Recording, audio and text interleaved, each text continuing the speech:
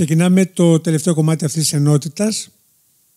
Είναι σίγουρο ότι υπάρχουν κάποια προβλήματα όσον αφορά τις αποχωρήσεις, γιατί έχουν κλειστεί και τα εισιτήρια.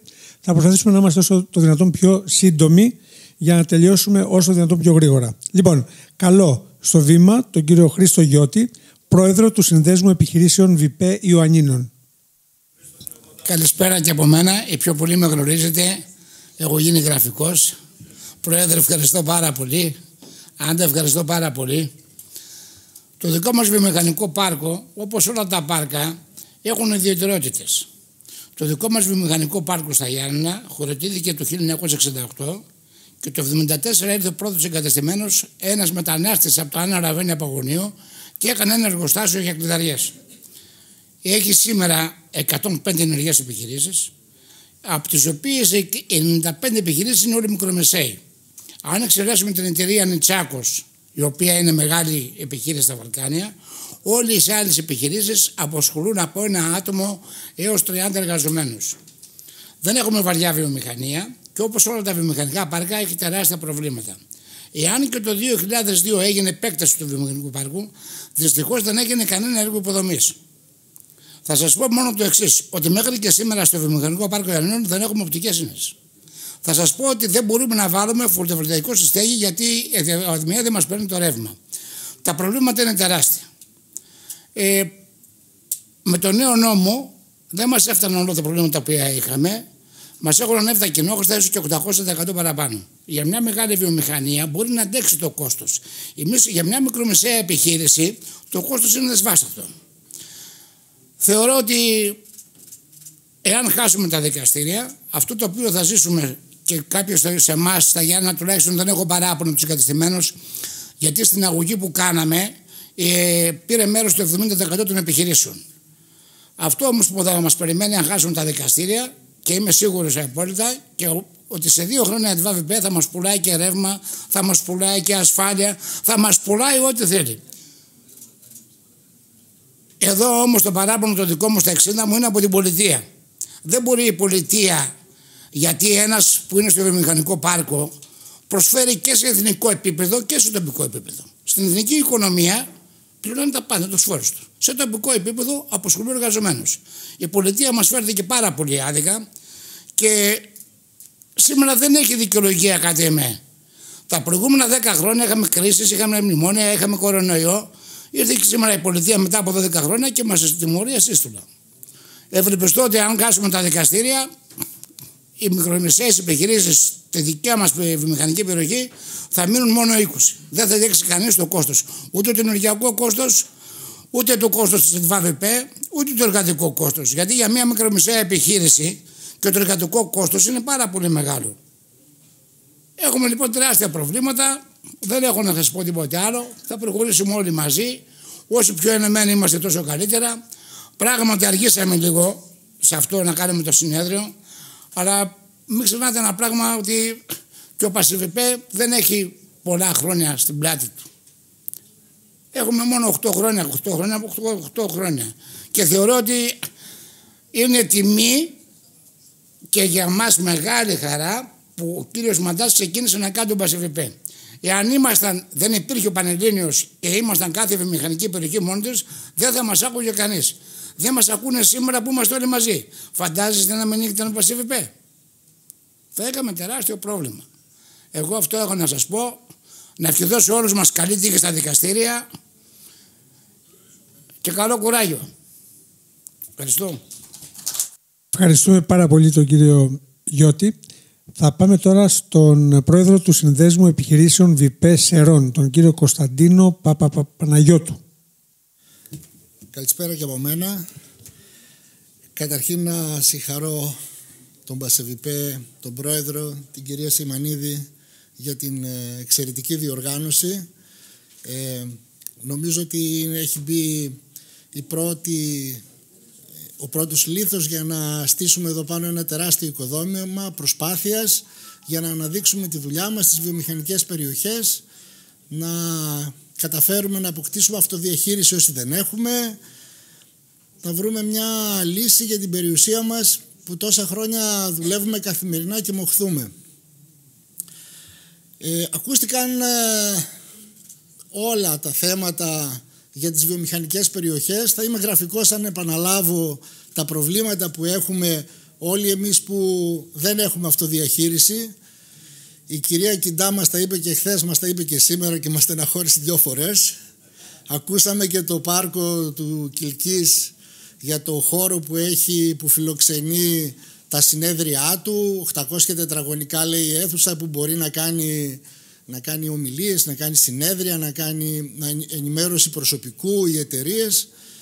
Έχει γιατρούς, πράγματα για μας πρωτόγνωρα σαν ακούσματα και πάρα πολύ μακρινά από την εφαρμογή. Να δώσω κάποια στοιχεία ότι η δική μας βιομηχανική περιοχή ιδρύθηκε το 1981, έχει 1740 περίπου στρέμματα, εκ των οποίων τα 450 περίπου είναι τα κοινοφελή, τα οποία κοιτάζει η ΕΤΒΑΒ με έναν τρόπο σιγά σιγά να τα αποχαρακτηρίσει από κοινόχρηστα και κοινοφελή και να τα κάνει και αυτά οικόπεδα. Είναι περίπου το 55% της γης είναι πουλημένο, που σημαίνει ότι αν είχαμε τη δυνατότητα με κάποιον προηγούμενο νόμο θα μπορούσαμε να κινήσουμε τις διαδικασίες της αυτοδιαχείρισης. Μια μικρή παρένθεση ότι το 2008 το τολμήσαμε, φτιάξαμε μια εταιρεία αυτοδιαχείρισης, καταθέσαμε σε ένα συμβολιογράφο το καταστατικό της εταιρείας και έμενε μονάχα να καταβάλουμε την εισφορά σε χρήμα με βάση τα τετραγωνικά τη γη που κατήχε ο καθένας. Ήρθε η οικονομική κρίση του 2009 και σταμάτησε η διαδικασία, και να που τώρα βλέπουμε ότι θα ήμασταν σαν την κυρία Κιντά, σαν το Βόλο, σαν το Κιλκής. Ίσως είχαμε επισκεφθεί και το Κιλκής τότε και είχαμε πάρει και τα πρώτα δείγματα γραφής. Πώς θα μπορούσαμε να κάνουμε τη βιομηχανική μας περιοχή καλύτερη. Τα προβλήματα σε εμάς είναι πάρα πολλά. Ενώ θα μπορούσαμε να είχαμε πλεονεκτήματα στη ζώνη, έχουμε μειονεκτήματα. Μόνο μειονεκτήματα. Λοιπόν, δεν έχουμε ρεύμα καταρχήν να ρευματοδοτήσουμε τις επιχειρήσεις. Εδώ και 12 χρόνια, αν πουληθεί ένα οικόπεδο, δεν μπορεί να ρευματοδοτηθεί. Επίσης, δεν μπορούμε να μειώσουμε και το κόστος. Παράγοντας ηλεκτρική ενέργεια, είτε με το net metering, είτε με virtual net metering, είτε με όποιον τρόπο θέλετε, δυστυχώς τα δίκτυα είναι τόσο κορεσμένα που δεν δέχονται ούτε παραγωγή ενέργειας, αλλά ούτε ρευματοδότηση. Θα γίνει τώρα ένα έργο αξίας 1.100.000 ευρώ του ΔΔΕ μέσα από το Τούχουσου, το οποίο θα φέρει μια γραμμή στη βιομηχανική περιοχή των Σερών, αλλά αυτή η γραμμή δεν θα μπορεί να δεχθεί παραγωγή ενέργειας, γιατί κρέμεται πάνω σε έναν παλιό μετασχηματιστή, σε έναν παλιό υποσταθμό. Μισή δουλειά. Επίσης, έχουμε φυσικό αέριο, αλλά για να συνδεθούμε στο φυσικό αέριο από τον κεντρικό αγωγό, υπολογίστε ανά περίπου 100-150 μέτρα χρειάζεται μια δαπάνη των 70.000 ευρώ ανά εταιρεία. Που σημαίνει ότι το κόστος είναι φοβερά δυσανάλογο και η απόσβεση του έργου θα πάρει καμιά 20 ετία για να συνδεθεί. Άρα είναι σαν να μην το έχουμε. Βιολογικός καθαρισμός δεν υπάρχει, γιατί ενώ υπάρχει ο αγωγός των λιμάτων, η σύνδεση, η επικοινωνία του Δήμου Σερών με τον αγωγό αυτόν και τον διαχειριστή είναι εδώ και 10 χρόνια σε αμφισβήτηση. Ποιος θα έχει την επιμέλεια, ποιος θα τον καθαρίζει, ποιος θα είναι υπεύθυνος, ποιος θα εισπράττει τα τέλη από τους εγκατεστημένους, και έτσι δεν έχουμε βιολογικό. Τι άλλο να πω για τη ζώνη μας. Εμένα με απασχολούν όμως και κάποια άλλα θέματα. Μάθαμε τόσο χρόνια να τα λύνουμε τα προβλήματα μας μόνοι και να παλεύουμε με το διαχειριστή και με τα όποια προβλήματα. Δεν αναφέραμε στο συνέδριο αυτό, και θα ήθελα να το βάλουμε σαν μια υποσημείωση για το επόμενο, να ασχοληθούμε με τον αναπτυξιακό, που είναι ένα εργαλείο για το πώς οι επιχειρήσεις θα πάνε μπροστά, και ειδικά στις βιομηχανικές περιοχές, με τον αναπτυξιακό νόμο, τα ΕΣΠΑ, και επίσης με τον τραπεζικό δανεισμό. Πρόεδρε, θα ήθελα στην επόμενη συνάντηση να έχουμε και τις τράπεζες εδώ, να τους βάλουμε κάτω. Γιατί έχουμε δύναμη. Όταν είμαστε έτσι μαζεμένοι και οργανωμένοι, έχουμε δύναμη. Θεωρώ μεγάλο κεφάλαιο συμμετοχή στον ΠΑΣΕΒΙΠΕ τον κύριο Πολυχρονόπουλο, που με την γνώση του και με τις ιδέες του, αν και ίσως είναι ο μεγαλύτερος επιχειρηματίας στην αίθουσα, νομίζω έχει πολύ νεανικές ιδέες και σύγχρονες. Ευχαριστώ πολύ. Θα σας δώσω το επόμενο συνέδριο. Γεια σας. Σας ευχαριστούμε θερμά. Το λόγο τώρα έχει ο πρόεδρος του Συνδέσμου Επιχειρήσεων ΒΙΠΕ Τρίπολης, ο κύριος Νίκος Τότσης. Καλησπέρα και από μένα. Πρόεδρε, ειλικρινά συγχαρητήρια για όλη αυτή την εκδήλωση. Με μια μικρή εμπειρία που έχω και από την Κεντρική Ένωση Επιμελητηρίων, έχω διαπιστώσει ότι τα πανελλήνια συνέδρια είναι το πρώτο, θα έλεγα, σημείο που μπορούμε να ξεκινήσουμε ομαδικά και σε συγκεντρωμένες αποφασιστικές παρεμβάσεις, που αυτό δείχνει με τη συμμετοχή όλων των ΒΙΠΕ εδώ πόσο εμπιστοσύνη και αξία δίνουν κυρίως στο πρόσωπό σας και στην υπόλοιπη ομάδα του ΠΑΣΕΦΜΠΕΤ. Και πάλι τα ειλικρινά μου συγχαρητήρια και στην κυρία Άννα για όλη την εκδήλωση. Εμείς είμαστε μια ΒΙΠΕ πολύ κοντά στην Αθήνα. Έχουμε περίπου φτάσει στην πληρότητα του 95% της έκτασης της βιομηχανικής περιοχής. Έχουμε μια σημαντική προσέλευση φαρμακοβιομηχανιών το τελευταίο έτος, θα έλεγα, στην περιοχή μας, που αυτό μας έδωσε μεγάλη, έτσι θα έλεγα, όθηση στο να τρέξουμε και κάποια θέματα με την ΕΤΒΑ, που εκεί αντιμετωπίζουμε κάποια προβλήματα στο κομμάτι της υποδομών, που έχει να κάνει με τη φιλοξενία αυτών των επενδύσεων, με τη μεγάλη ζήτηση τόσο στο ρεύμα όσο και στο νερό. Ευελπιστούμε στο ότι και με τη συζήτηση που θα έχουμε και μαζί σας και με τα φώτα σας, να υποβάλουμε και με την εμπειρία και των άλλων φορέων, των άλλων ΒΙΠΕ, σχετικά με τους επενδυτικούς φακέλους που μας έχει προτείνει ο φορέας διαχείρισης, αν θα καταφέρουμε τελικά να εντάξουμε νέες υποδομές στη ΒΙΠΕ μας. Για μας τώρα, όπως προανέφερα, είναι πολύ σημαντικό αυτό, γιατί χρήζει τη βασική λειτουργία της ΒΙΠΕ λόγω της αυξημένης ζήτησης όλων αυτών των αναγκών, είτε του νερού είτε του ρεύματος, και φυσικά για το παλαιό, θα έλεγα, δίκτυο της οδοποιίας, του φωτισμού. Είμαστε σε μια συνεχή, έτσι, σκέψη και μελέτη με τους συνεργάτες μου και με όλο το Συμβούλιο και με τους εγκατεστημένους, το τι άλλες ανάγκες θα χρειαστούμε. Θεωρώ ότι και εκεί θα καταλήξουμε σε μια καλή συμφωνία, γιατί έχουμε και στην περιοχή μας, εμάς λόγω και της μεγαλόπολης, είμαστε και με το πρόγραμμα το ΣΔΑΜ της μεταλληνικής εποχής, που αυτό θεωρούμε ότι θα μας δώσει ένα έξτρα εργαλείο στο να καταφέρουμε να πετύχουμε κάτι καλύτερο στο κομμάτι της επιδότησης και της επιλεξιμότητας. Είμαστε περίπου 80 ενεργές επιχειρήσεις. Θεωρώ ότι είμαστε μια καλή ΒΙΠΕ, είναι οργανωμένη. Όλα αυτά στα πολλά έτη που και από τους προηγούμενους προέδρους και των συμβουλίων που υπήρχαν ο συντονισμός διάφορων ενεργειών, καταφέραμε αυτή τη στιγμή να έχουμε μια ΒΙΠΕ η οποία είναι, έτσι θα έλεγα, οργανωμένη στο κομμάτι της ασφάλειας, στο κομμάτι με τη συνεργασία με των υπόλοιπων παραγωγικών φορέων, όπως είναι ο Δήμος, όπως είναι το Επιμελητήριο και άλλοι παραγωγικοί φορείς, που συμβάλλουμε στο να αντιμετωπίζουμε την καθημερινότητά μας, θα έλεγα, και τα λειτουργικά μας. Εμείς, από ό,τι θεωρούμε, είμαστε από τις λίγες ΒΙΠΕ που ακόμα κρατάμε και τη διαχείριση των αποβλήτων μέσω του Δήμου και δεν είναι στην ΕΤΒΑ, και από ό,τι άκουσα και για κάποια εξωφρενικές διαφορές, ότι το κόστος που πληρώνουμε εμείς, αν μεταβιβαστεί αύριο το πρωί π.χ. στο φορέα διαχείρισης, μπορεί και να δεκαπλασιαστεί. Θεωρώ ακόμα είμαστε λίγο προσωρινά τυχεροί σε όλο αυτό το κομμάτι.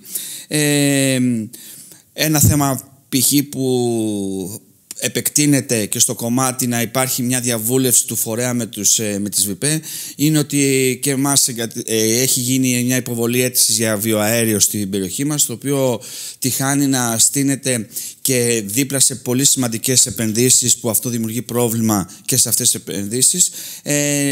Να υπάρχει μια διαβούλευση εντός εισαγωγικών, ότι να μην είναι πολύ, να μην έχει την ελευθερία επιλεξιμότητας και να μην υπάρχει η διαβούλευση με τον σύνδεσμο της εκάστοτε ΒΙΠΕ, τον ΚΑΔ, να πω, το αντικείμενο των επενδύσεων που σκέφτεται να γίνει, ή τουλάχιστον να υπάρχει ένα χωροταξικό σημείο αναπεριοχή μέσα στη ΒΙΠΕ, και να μην υπάρχει έτσι η ελευθέρη αυτή ταξινόμηση, η άτακτη αυτή ταξινόμηση.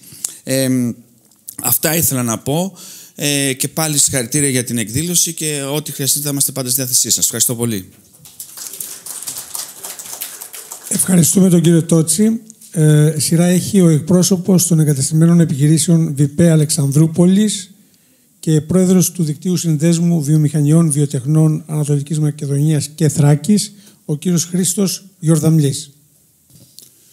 Καλησπέρα σε όλους. Η ώρα είναι περασμένη. Καταρχήν να ευχαριστήσω τον Πρόεδρο και το Διοικητικό Συμβούλιο του ΠΑΣΙΒΙΠΕ για τη διοργάνωση αυτού του συνεδρίου και μια ευκαιρία να βρεθούμε όχι μόνο από τηλεδιασκέψεις αλλά και διαζώσεις και να μπορέσουμε να μοιραστούμε τα κοινά προβλήματα και τις κοινές προκλήσεις που όλοι αντιμετωπίζουμε. Είμαι ο Χρήστος Γιορδαμλής, Διευθύνων Σύμβουλος μιας εταιρείας εγκατεστημένης στη ΒΙΠΕ Αλεξανδρούπολης, Πρόεδρος του Συνδέσμου Βιοτεχνιών Βιομηχανιών του Εύρου και μιας προσπάθειας που έχουμε κάνει οι σύνδεσμοι της περιφέρειας Ανατολικής Μακεδονίας και Θράκης, οι οποίοι όλοι μας έχουμε το ίδιο κοινό, εγκατελειμμένοι από την πολιτεία και από όλους τους φορείς. Χαίρομαι που ακούω ΒΙΠΕ οι οποίες είναι ενεργές, είναι απασχολημένες. Θα δείτε τα δικά μας και θα καταλάβετε. Ο Εύρος γιορτάζει 151 χρόνια σιδηρόδρομο που τον κάναν κάποιοι Γάλλοι, Γερμανοί, Ιταλοί και πολλά άλλα. Ένας νομός στην άκρη, υποτίθεται έπρεπε να είναι διασυνδεμένος, αλλά γιατί υπάρχει μια τεράστια περιοχή γύρω του. Οι Αμερικανοί το έχουν δει. Εδώ μπορείτε να δείτε πώς άνθρωποι 150 χρόνια πριν σχεδιάζαν τις γραμμές δίπλα στο λιμάνι, τα εργοστάσια δίπλα στο σιδηρόδρομο και πολλά άλλα. Σήμερα ο σιδηρόδρομος προς Θεσσαλονίκη είναι ανέκδοτο εδώ και πάνω από 15 χρόνια. Υπάρχει μια μαξοστοιχεία των 15 βαγονιών την εβδομάδα που κάνει δρομολόγια κύρια του στρατού και παρόλα αυτά ο ΟΣΕ και όλοι οι σχετικοί λένε ότι υπάρχει τρένο. Εννοείται, καταλαβαίνετε τη στεναχώρια όταν Θεσσαλονίκη-Αθήνα 200 ευρώ με το τρένο ή 700-600 ευρώ με το αυτοκίνητο.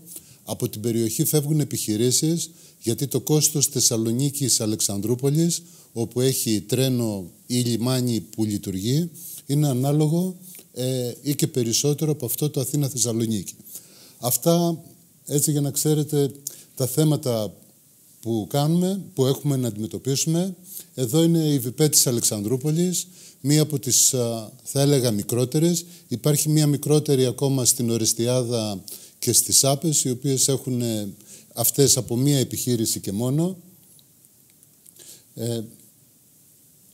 Είναι σημαντικό να αναφέρουμε ότι η κρίση οδήγησε πάνω από το 80% των επιχειρήσεων να φύγουν, όπως και αντίστοιχα οι παροχές από Βουλγαρία, όπου δίνουν στις επιχειρήσεις ουσιαστικά δωρεάν γη, δωρεάν πολλά άλλα πράγματα ακόμα και σήμερα, που οποιαδήποτε επιχείρηση μπορεί να μεταφέρει μέρος της παραγωγής εκεί, το κάνει με σιωπηρό τρόπο, δημιουργώντας στην περιοχή ένα σημαντικό θέμα και δείχνοντας τη διαφορά πολιτικής μεταξύ της Ελλάδος και των όμορων χωρών.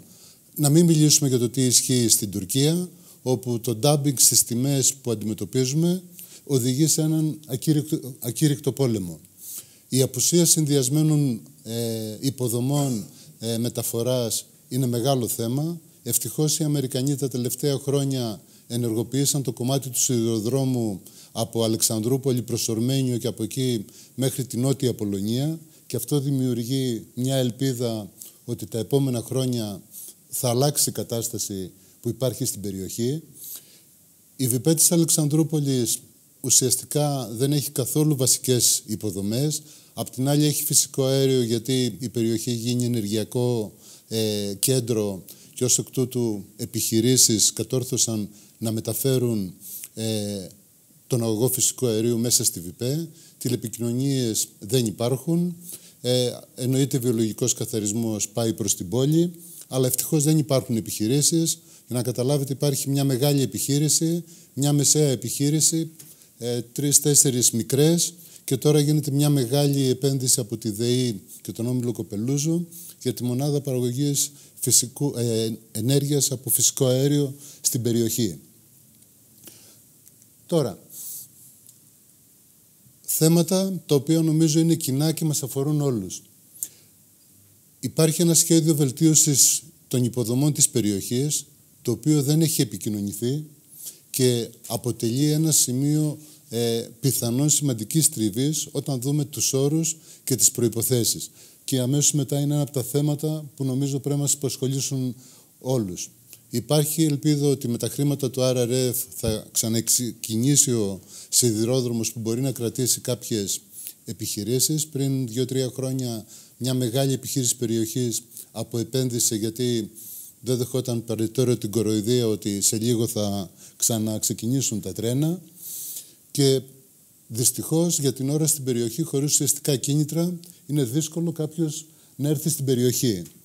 Αυτό που για μας είναι σημαντικό, μαζί με τον Πασιβιπέ και όλοι μαζί σαν βιομηχανίες που δρούμε μέσα στα επιχειρηματικά πάρκα και όχι μόνο. Το πρώτο θέμα, η ΕΤΒΑ-ΒΙΠΕ σχεδιάζει επενδύσεις μέσω του RRF, στα οποία η εικόνα η δική μας είναι ότι δεν υπάρχει ένα πλαίσιο για το ποιος βάζει τι. Και υπάρχει η πιθανότητα οι λειτουργούσες επιχειρήσεις να επιβαρηθούν το σύνολο της επένδυσης που αναλογεί στην ιδία συμμετοχή, χωρίς η ΕΤΒΑ-ΒΙΠΕ για τα οικόπεδα τα οποία έχει και που είναι στην κατοχή της και πιθανόν στο μέλλον να έχει σημαντικά έσοδα από αυτά, να βάλει αυτό που της αναλογεί. Υπάρχει μια μεγάλη αδιαφάνεια. Αν υπάρχουν πληροφορίες από κάποιους, με χαρά να τα μοιραστούμε. Χθες μάθαμε ότι στην Τρίπολη λένε τι ισχύει για τη δική μας την περιοχή, όταν στην ίδια την περιοχή δεν υπάρχει γνώση. Η βελτίωση του νόμου 4982 θεωρώ ότι είναι κάτι εκ των ουκ άνευ, στο οποίο σαν βιομηχανίες μαζί με τους συνδέσμους, τους μεγάλους, τον ΣΕΒ και τον ΣΒΕ στη Βόρεια Ελλάδα και τα επιμελητήρια, θα πρέπει να διεκδικήσουμε ώστε όλα τα μικρά σημεία που υπάρχουν να δρομολογηθούν με έναν τρόπο που να είναι δίκαιος και για τις επιχειρήσεις και για την ΕΤΒΑ-ΒΙΠΕ. Ο κανονισμός λειτουργίας, άλλη μεγάλη πληγή. Θεωρώ ότι αυτό που μπορούμε εμείς να διεκδικήσουμε είναι η πολιτεία να νομοθετήσει και πιθανόν μέσα από την νομοθέτηση να υποχρεωθεί και η ΕΤΒΑ-ΒΙΠΕ και εμείς να φτιάξουμε φορείς διαχείρισης της κάθε ΒΙΠΕ, οι οποίοι να είναι ανεξάρτητοι από τον οποιοδήποτε ιδιοκτήτη που μπορεί να στρέψει, θα έλεγα, το ενδιαφέρον του ενδιάμεσου φορέα προς τη μία ή την άλλη κατεύθυνση. Στην περιοχή μας, μεγάλη πληγή τα κτίρια χωρίς κάτοχο, κατασκευμένα από τις τράπεζες, με τους ιδιοκτήτες να έχουν πεθάνει, να έχουν αυτοκτονήσει, να έχουν διάφορα συμβεί και τα οποία είναι πηγή κινδύνων από κάθε πλευρά. Η ΒΙΠΕ, η δική μας, πριν μερικούς μήνες στη μεγάλη φωτιά, σώθηκε ένα γιατί ευτυχώς η ΕΤΒΑ είχε νερό και η πυροσβεστική μπορούσε να το αντιμετωπίσει και ο στρατός προέβησε ενέργειες με αποτέλεσμα η φωτιά να περάσει περιμετρικά της ΒΙΠΕ και όχι μέσα από την ΒΙΠΕ. Και επίσης αυτό πρέπει να μας απασχολήσει όλους, γιατί βλέπουμε να έρχεται ένας καινούριος κόσμος όπου το περιβαλλοντολογικό αποτύπωμα και η κατανάλωση ενέργειας θα είναι συνδεδεμένη με πολύ μεγάλες επιβαρύνσεις από τέλη που θα μπαίνουν από τις κυβερνήσεις, το περιβαλλοντολογικό αποτύπωμα της κάθε ΕΤΒΑ-ΒΙΠΕ, ώστε να μπορεί να έχει βιώσιμες και ανταγωνιστικές επιχειρήσεις. Με αυτά σας ευχαριστώ και θα χαρώ να μπορέσουμε να το επαναλάβουμε κάθε χρόνο και κυρίως να μπορέσουμε, πιέζοντας την πολιτεία, να πάρουμε αποφάσεις που είναι προς το συμφέρον όλων. Σας ευχαριστώ. Ευχαριστούμε θερμά τον Πρόεδρο και θα περάσουμε στην επόμενη εισήγηση από το Γενικό Γραμματέα του Συνδέσμου Επιχειρήσεων ΒΙΠΕ Λάρισσας, τον κύριο Αλκιβιάδη Ζιάκα. Καλησπέρα σε όλους, τελευταίοι εναπομείναντες. Θα προσπαθήσω να είμαι όσο το δυνατόν συντομότερος, εξαιτίας της ώρας και της κόπωσης. Ακούστηκαν πολλά από συναδέλφους εγκατεστημένους και από τους θεσμικούς φορείς. Κάποια μου ήταν γνωστά, κάποια όχι, για να είμαι ειλικρινής. Βλέπουμε ότι υπάρχουν βιομηχανικές περιοχές οι οποίες λειτουργούν σχεδόν υποδειγματικά ή πλησιάζουν την ιδανική λειτουργία, όπως είναι οι αυτοδιαχειριζόμενες. Υπάρχουν και άλλες με τρομερά προβλήματα στις υποδομές και με σωρία άλλων προβλημάτων. Για τη Λάρισα θα έλεγα ότι είμαστε κάπου στη μέση. Δηλαδή, μπορώ να πω ότι η βιομηχανική περιοχή Λάρισσας γενικά είναι μια λειτουργική βιομηχανική περιοχή, η οποία όμως παρά αυτά δεν καλύπτει τις σύγχρονες απαιτήσεις. Τώρα ποιες μπορούμε να πούμε ότι είναι οι σύγχρονες απαιτήσεις, ακούστηκαν βέβαια. Οι σύγχρονες απαιτήσεις είναι δυναμικές καταστάσεις, οι οποίες διαμορφώνονται σχεδόν άμεσα και χωρίς να προλάβει να τις καταλάβει κανένας ταχύτατα. Δηλαδή κλιματική κρίση, ενεργειακή ανασφάλεια και γεωπολιτικές ανακατατάξεις. Με αυτά και με αυτά, τα προβλήματα που η βιομηχανική περιοχή Λάρισσας, παρότι τη θεωρούμε αρκετά καλή, και γι' αυτό το λόγο τον τελευταίο καιρό έχει γίνει πόλος έλξης κάποιων καινούριων επενδύσεων και αρκετά μεγάλων και φιλόδοξων. Όπως σε όλες τις βιομηχανικές περιοχές υπάρχουν προβλήματα στις υποδομές. Δηλαδή, να φανταστείτε ότι η σιδηροδρομική γραμμή περνάει μέσα από την βιομηχανική περιοχή Λάρισσας, αλλά δεν υπάρχει εμπορευματικός σταθμός σιδηροδρομικός που θα μπορούσε να καλύψει κάποιες ανάγκες με κάποια οργάνωση. Οι ενεργειακές υποδομές είναι ανύπαρκτες. Να φανταστείτε ότι ήμασταν έτοιμοι να ετοιμάσουμε μια ενεργειακή κοινότητα και να χρηματοδοτήσουμε το έργο για την κατασκευή, μετασχηματιστή και όλα τα απαραίτητα δίκτυα που χρειάζονταν για να μπορέσουμε να γίνουμε αυτόνομοι έστω σε κάποιο βαθμό ενεργειακά, και δυστυχώς κολλήσαμε με την γνωμοδότηση του ΑΔΜΙΕ, ο οποίος μέχρι σήμερα, 1-1,5 χρόνο μετά, δεν μας έχει δώσει καμία απάντηση για το πώς μπορεί να προχωρήσει και να διευθετήσει τα ζητήματα.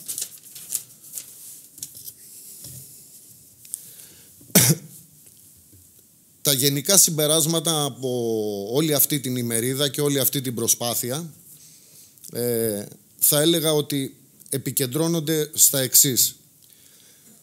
Πρώτον, η πολιτεία είναι επιλεκτικά παρεμβατική στη χάραξη της βιομηχανικής πολιτικής και θα έλεγα ότι, θα μου επιτρέψετε να πω, ότι κάποιες φορές δείχνει και αδιάφορη. Το δεύτερο είναι ότι οι ανεξάρτητες αρχές λειτουργούν αβούλως και βραχικυκλωμένες για να υποστηρίξουν τόσο σοβαρά ζητήματα, τα οποία χρήζουν άμεσης ενέργειας,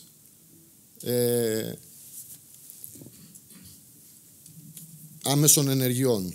Και τρίτον, οι φορείς διαχείρισης λειτουργούν σύμφωνα με τις προτεραιότητές τους.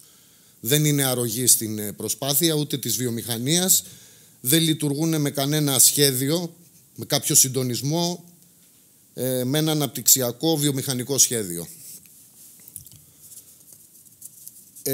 Ούτε λόγος δεν μπορεί να γίνει φυσικά για συντονισμό και των 3 ή 4, δηλαδή πολιτεία, ανεξάρτητες αρχές, φορείς διαχείρισης και εγκατεστημένοι. Αυτό μέχρι στιγμής δεν το έχουμε δει. Μετά από 14-12 χρόνια λειτουργίας του ΒΑΣΕΒΙΠΕ, δεν έχουμε δει κάτι τέτοιο. Δεν έχουμε καταφέρει ποτέ να βρεθούμε σε ένα ανοιχτό τραπέζι και να μιλήσουμε για τα προβλήματα. Φυσικά δεν μπορώ να παραλείψω και την αδιαφορία, θα μπορούσα να πω, των εγκατεστημένων επιχειρήσεων σε τόσο σημαντικά ζητήματα, ώστε να συμμετέχουν και να διαμορφώσουν απόψεις και να προτείνουν δράσεις, γιατί κακά τα ψέματα μιλάμε για τη βιωσιμότητα των περισσότερων από εμάς, γιατί οι περισσότεροι από εμάς είναι φυσικά μικρομεσαίες επιχειρήσεις. Για το λόγο αυτό το συνέδριο νομίζω ότι ήρθε την κατάλληλη ώρα για να αναδείξει όλα αυτά. Ήταν κάτι που έπρεπε να γίνει. Να συγχαρώ το Προεδρείο και την κυρία Σεϊμανίδη για όλη αυτή την πρωτοβουλία, και είναι κάτι που πρέπει να συνεχίσει να γίνεται, και φυσικά το επόμενο συνέδριο πρέπει να είναι πολύ πιο οργανωμένο και να έχουν γίνει ανάλογες δράσεις και ενέργειες ώστε να γίνει πιο οργανωμένο και να περιμένουμε πολύ περισσότερα αποτελέσματα το συντομότερο δυνατό. Σας ευχαριστώ πολύ.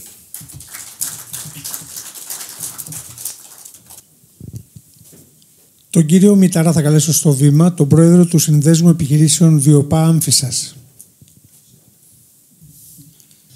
Καλησπέρα σας. Εγώ ξεκινώντας ήθελα να σας ταξιδέψω σε μια άλλη χώρα, να φύγουμε λίγο από την Ελλάδα. Σε μια χώρα όχι δυτικού προσανατολισμού, αλλά ούτε ευρωπαϊκή, αλλά σε μια χώρα τρίτου κόσμου. Μια χώρα την οποία την είχα επισκεφθεί το 2008, τότε ως πρόεδρος του Επιμελητηρίου Φωκίδας, προσκεκλημένος από 2 φοιτητές, τους οποίους ήταν φοιτητές στην Ελλάδα και τους απασχολούσα κατά κάποιες ώρες στην επιχείρησή μου. Με κάλεσαν να πάω στη Συρία, τρίτη χώρα εκείνη την εποχή, σήμερα εμπόλεμη ζώνη, και η πατρίδα τους ήταν η πόλη της Χόμς. Η Χόμς είναι η πόλη από όπου ξεκίνησε ο πόλεμος στη Συρία. Είναι μια πόλη που έχει περίπου 300-400 κατοίκους, σαν την Πάτρα περίπου είναι, και είχε εκείνη την εποχή ένα οργανωμένο βιομηχανικό πάρκο μέσα στην έρημο. Λίγο πριν φτάσει κάποιος στη Χόμς από τη Δαμασκό για να ταξιδέψει βόρεια στα βόρεια σύνορα της Συρίας προς την Τουρκία. Εγώ τότε πρόεδρος του Επιμελητήριο, η μοναδική βιομηχανική περιοχή που είχα επισκεφθεί ήταν της Πάτρας. Δεν ήξερα άλλη. Και έψαχνα και ψαχνόμουν τι προδιαγραφές πρέπει να έχει αυτή η βιομηχανική περιοχή, έτσι ώστε να είναι οργανωμένη, και τι θα πρέπει να ζητήσω και εγώ και πώς θα πρέπει να την ονειρευτώ. Πραγματικά οι άνθρωποι αυτοί με φιλοξένησαν, με σύστησαν στο Επιμελητήριο της Χόμς, με πήρανε οι άνθρωποι του Επιμελητηρίου και επισκεφθήκαμε τη βιομηχανική περιοχή αυτή. Είναι μια περιοχή στο πουθενά, μόνο ένας εθνικός δρόμος είναι μπροστά, και επίσης ήταν περιφραγμένη όλη αυτή η έκταση. Στο έμπροσθεν μέρος, από ό,τι θυμάμαι, είχε μια ψηλή τοιχοποιία με μια τεράστια αψίδα στην είσοδο σαν πύλη. Μπαίνοντας μέσα, το πρώτο που συναντούσε κάποιος ήταν ένας πυροσβεστικός σταθμός με 4 πυροσβεστικά οχήματα στην είσοδο. Στη συνέχεια είχε αστυνομικό σταθμό με 2 οχήματα, και το τρίτο κτίριο στην είσοδο, αριστερά μας πάντα, ήταν ένας υγειονομικός σταθμός πρωτοβάθμιος, με ένα ασθενοφόρο και με κάποιους γιατρούς και νοσηλευτές. Στη δεξιά πλευρά ήταν ένα τεράστιο πάρκινγκ στην είσοδο, και πίσω ένα κτίριο ισόγειο μεταλλικό, όπου ήταν οι εγκαταστάσεις της εταιρείας που το διαχειριζότανε. Τότε εγώ δεν γνώριζα περί αυτοδιαχείρισης ή κάποιας εταιρείας που διαχειριζόταν όλες τις βιομηχανικές περιοχές, για να το έχω διευκρινίσει. Παρκάραμε το αυτοκίνητό μας εκεί, μπήκαμε στην αίθουσα μέσα. Ήταν μια τεράστια αίθουσα, στο μήκος περίπου όσο είναι η δική μας, αλλά άλλο τόσο δίπλα, τετράγωνη αίθουσα ήτανε. Και στο κέντρο της αίθουσας αυτής υπήρχε ένα μεγάλο τραπέζι, τεράστιο, ανάγλυφο όλη η κάτωψη του βιομηχανικού χώρου αυτού, με τα κτηριάκια τα οποία σε μακέτα ποια λειτουργούσαν, ποια ήταν ελεύθερα, και από πάνω με μια μακριά ράβδο μας δείχνανε τα σημεία που ήθελε κάποιος να επενδύσει ή τις πιθανές περιοχές που υπήρχε ενδιαφέρον από τον επενδυτή να επενδύσει. Έπιασα μία κουβέντα εγώ, ότι ξέρετε, εγώ έχω ένα τυπογραφείο. Πώς θα μπορούσα να κάνω το τυπογραφείο μου? Ασχολούμαι με γραφικές τέχνες, πού θα μπορούσα? Εσείς που έχετε το τυπογραφείο θα μπορούσατε σε αυτή την περιοχή να μπείτε. Θέλετε αυτό το γωνιακό, θέλετε εκείνο, τι στρέμματα θέλετε. Μου υποδείξανε κάποια σημεία. Με πήγανε και αργότερα εκεί να δω και κάποιες επιχειρήσεις οι οποίες ασχολούνταν με γραφικές τέχνες. Μία επιχείρηση από αυτές έκανε τα διαβατήρια, έκανε έντυπα ασφαλείας. Έκανε τα διαβατήρια και τις ταυτότητες και έντυπα για το κράτος της Συρίας ασφαλείας με αόρατες γραφές και τέτοια. Εγώ έμεινα έκθαμβος εκεί. Ωραία, λέω, πες ότι εγώ το αγοράζω αυτό το οικόπεδο. Τι κάνουμε από εδώ και πέρα? Μα βλέπετε, λέει, όλα αυτά τα γραφεία εδώ γύρω-γύρω. Λέω, τι είναι? Από εδώ, αν επιλέξετε εσείς το οικόπεδο, θα πάτε εκεί πέρα, θα κάνετε τα συμβόλαιά σας. Είναι το κτηματολόγιο το σημερινό το δικό μας. Και ο συμβολιογράφος θα κάνετε τα συμβόλαιά σας. Θα πάτε δίπλα στο άλλο γκισέ, είναι η τράπεζα, να πάρετε λεφτά να πληρώσετε την εταιρεία που θα αγοράσετε το οικόπεδο. Στη συνέχεια είναι το άλλο γραφείο, είναι της πολεοδομίας. Πάτε και βγάζετε την άδειά σας εκεί πέρα.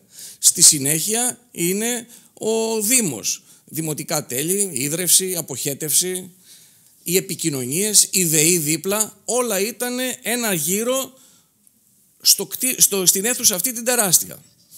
Και μου φάνηκε οργανωμένο αυτό το πράγμα και αυτό το όνειρο είχα και μου έμεινε όνειρο σήμερα στην Ελλάδα του 2024, σε μια ευρωπαϊκή χώρα που δεν το άκουσα πουθενά εδώ μέσα να ισχύει τέτοιο πράγμα από όλες τις βιομηχανικές περιοχές της χώρας μας. Εν πάση περιπτώσει, ερχόμαστε τώρα στη χώρα μας και πάμε στο Βιοπά της Άμφισσας. Νιώθω πολύ καλά τον πρόεδρο του Σχιστού, γιατί τα ίδια τράβηξα και εγώ ξεκινώντας, κύριε Πολυχρονόπουλε, με τον κύριο Σάλα. Ο κύριος Σάλας τότε είχε αντιπρόεδρο συμμαθητή μου στο σχολείο, στο γυμνάσιο και στο λύκειο, από την Άμφισσα φίλος, κουμπάρος δικός μου, βοήθησε τότε, θεωρούσε ότι ανοίγαν οι πόρτες όλες της ΕΤΒΑΒΙΠΕ για να γίνει ένα πολύ καλό βιομηχανικό πάρκο στην Άμφισσα, αλλά τελικά έμεινε ένα όνειρο αυτό το πράγμα και σήμερα δεν έχει υλοποιηθεί απολύτως τίποτα. Το βιομηχανικό πάρκο της Άμφισσας είναι μια έκταση που έχει εξαιρεθεί από την ζώνη προστασίας του Δελφικού τοπίου. Είναι 350 στρέμματα, εκ των οποίων τα 50 σήμερα είναι αγορασμένα, έχουν πουληθεί από την ΕΤΒΑΒΙΠΕ και έχουν γίνει ιδιοκτησίες επιχειρήσεων.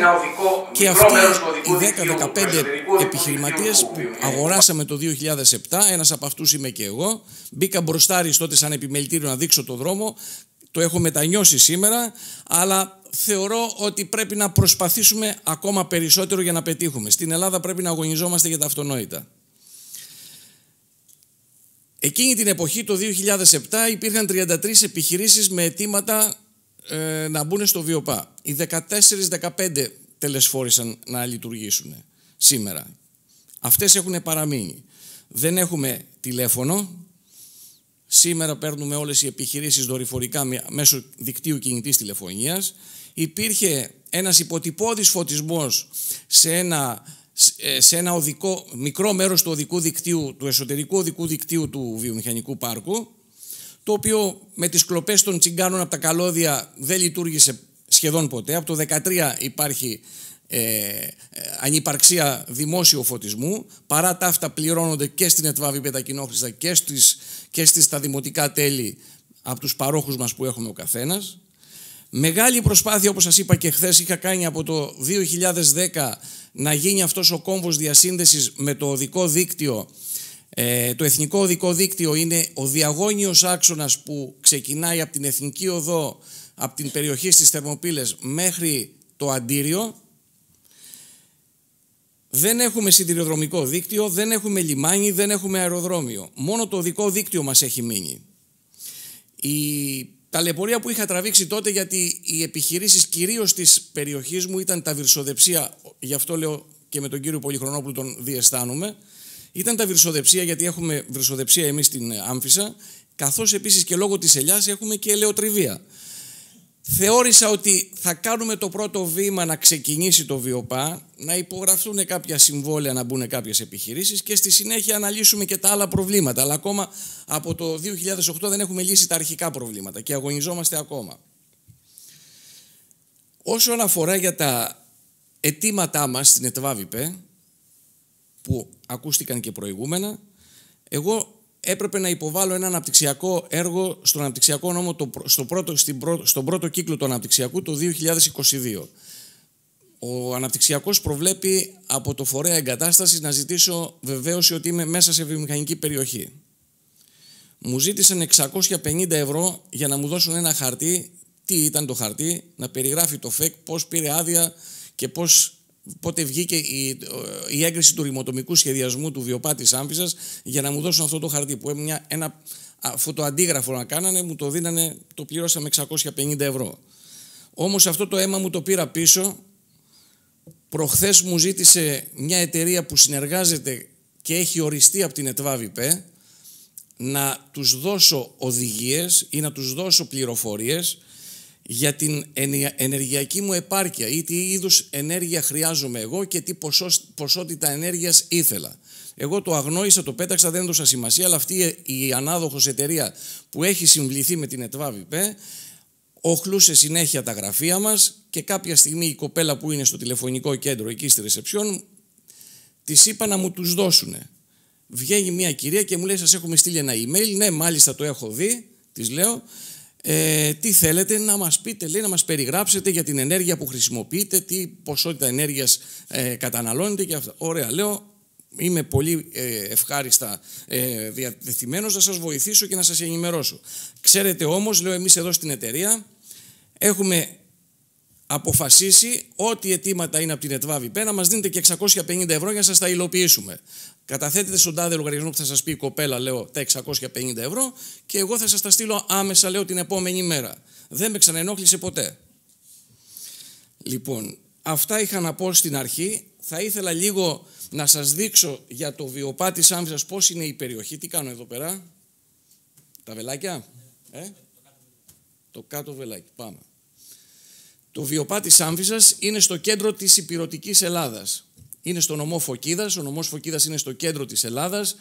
Φέρει στους κόλπους του τους Δελφούς. Μάλιστα αυτή την ώρα πλησιάζει και η Ολυμπιακή φλόγα στους Δελφούς. 4 η ώρα είναι να φτάσει από ό,τι με ενημέρωσαν.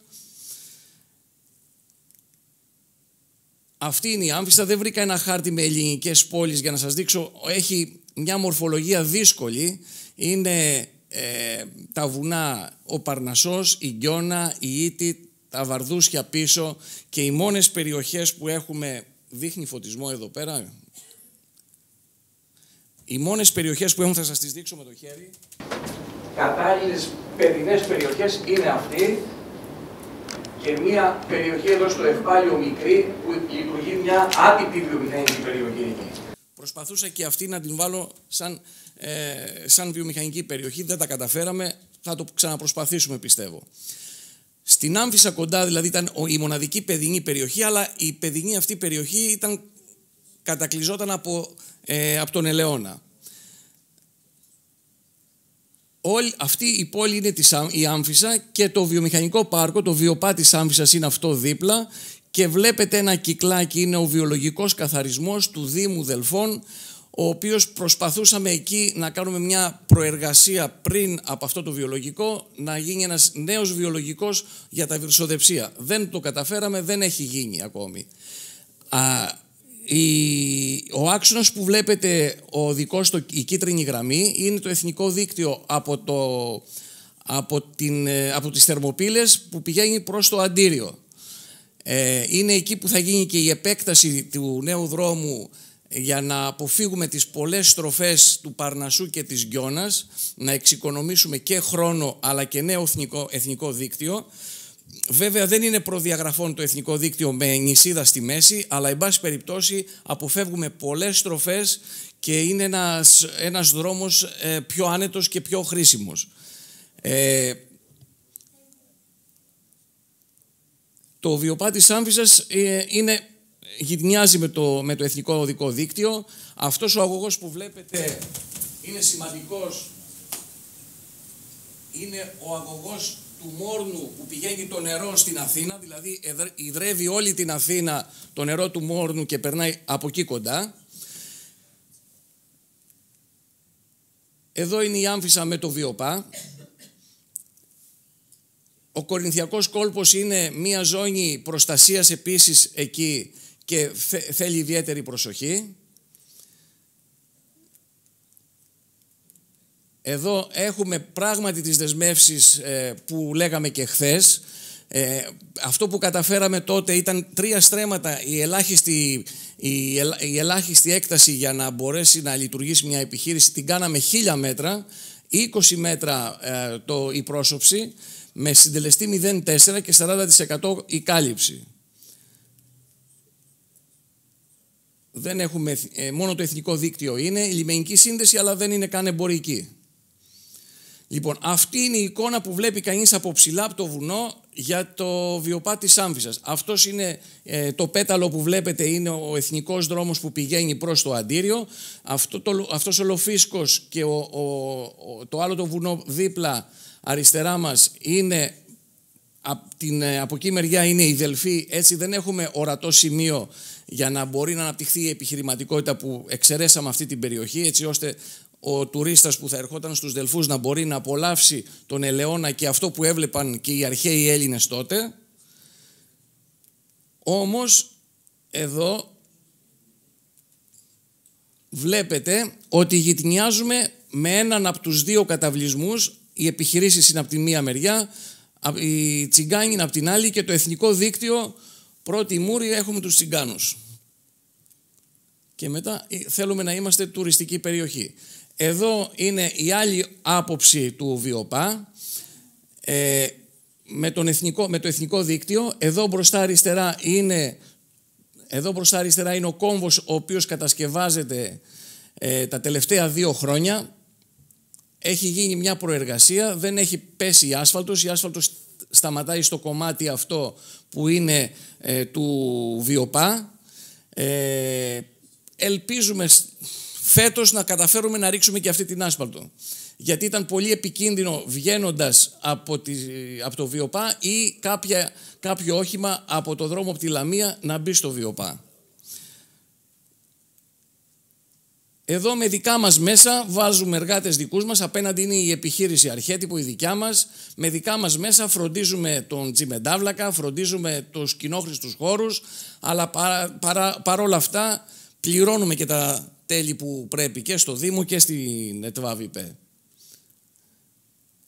Όχι μόνο άτομα, βάζουμε και δικά μας τρακτέρ εκεί πέρα και κόβουν τα χόρτα για να ευπρεπίσουμε το χώρο, έτσι ώστε να μπορούν και οι κάμερες να γράφουν καλύτερα και να αντιλαμβανόμαστε. Κάποιες είναι και θερμικές για να βλέπουμε το βράδυ τις λαιλατήσεις και τους ανθρώπους που κινούνται από τον διπλανό καταβλισμό, να πιάνουμε κάποια κίνηση, να μπορούμε να βλέπουμε τι μας γίνεται. Αυτά είναι τα προβλήματά μας, αυτές είναι οι προσπάθειες που κάναμε και σας ευχαριστώ πάρα πολύ. Μάλιστα. Θα καλέσω στο βήμα τον πρόεδρο του Συνδέσμου Επιχειρήσεων ΒΙΠΕ Καλαμάτας, τον κύριο Νικόλαο Αθηναίο, και θα σας ενημερώσω ότι θα κλείσουμε με 2 ακόμα παρουσιάσεις με τον κύριο Μπαλτά Μανώλη, συντονιστή της μελέτης για τα επιχειρηματικά πάρκα από την πλευρά της διανόησης και διανέωσης, συγγνώμη για το λάθος, και φυσικά με τον κύριο Νικόλαο Μουντάκη, Γενικό Διευθυντή με καθήκοντα αναπληρωτή Διευθύνοντα Σύμβουλο του νέου Επιχειρηματικού Πάρκου Χανίων.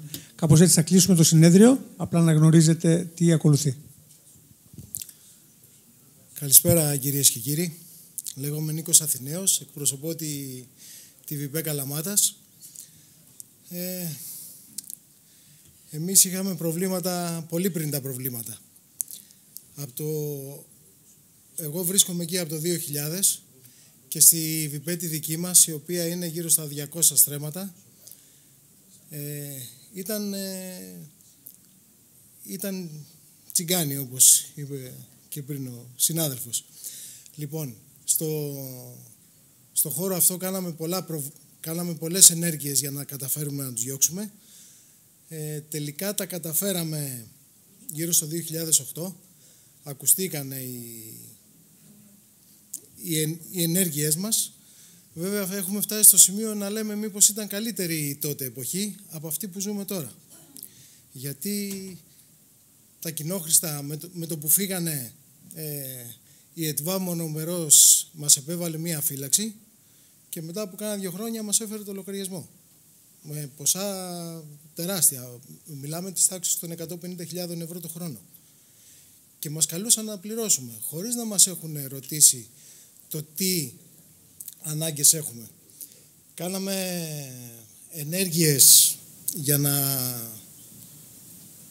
έρθουμε σε επικοινωνία μαζί τους, τίποτα.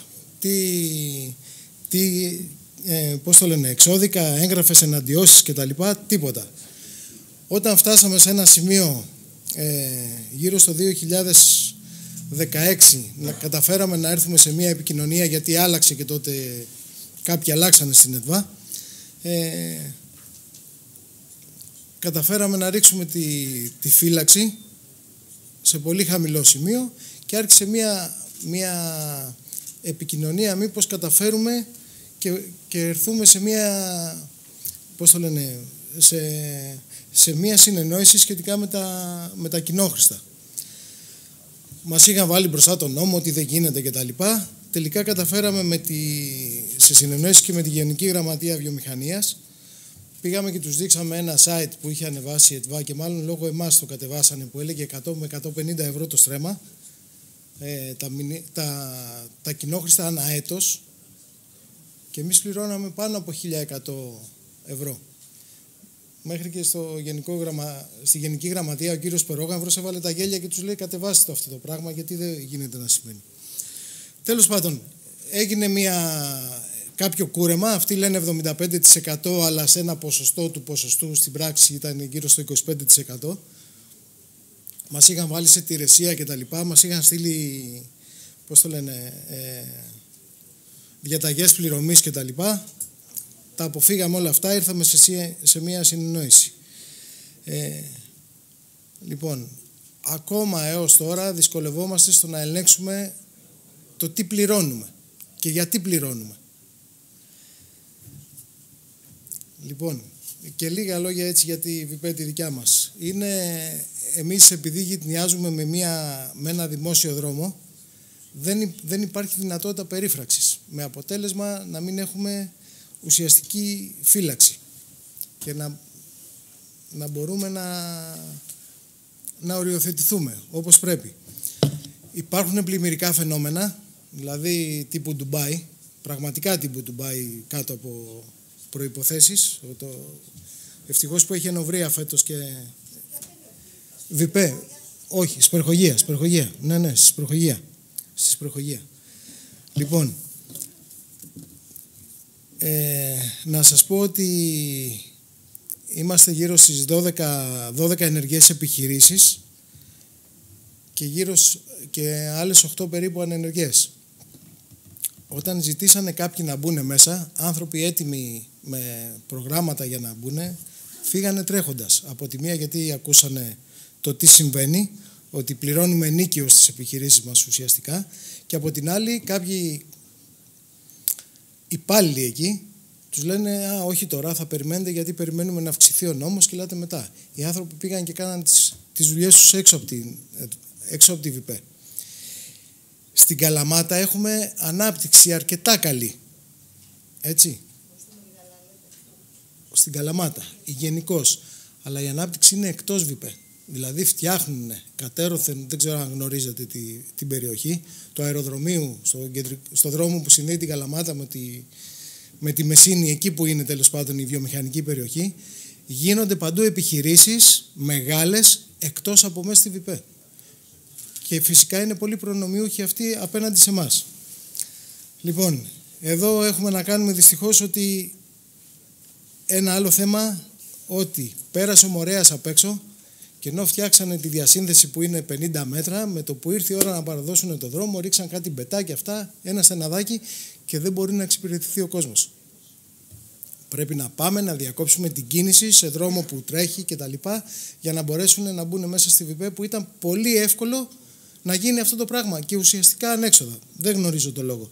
Όταν τους ρωτήσαμε, μας είπαν να πάτε, να πείτε εσείς στο Μορέα κτλ. Λοιπόν, εμείς πρέπει να ασχολούμαστε με τις επιχειρήσεις μας και με τίποτα άλλο. Αυτό είναι το παράπονό μας. Λοιπόν, και θέλω να τελειώσω με κάτι που είπε η κυρία Γιωβανάκη για τους Αγγλοσάξονες. Τα 3 σκέλη της ανάπτυξης και της επιτυχίας. είναι η στρατηγική, οι λειτουργίες και η κυβέρνηση. Αυτό, για όσους γνωρίζουν, ίσως έχει να κάνει και με το τρίγωνο της φωτιάς. Γιατί η φωτιά, λέει, πρέπει να υπάρχει οξυγόνο, καύσιμη ύλη και θερμότητα.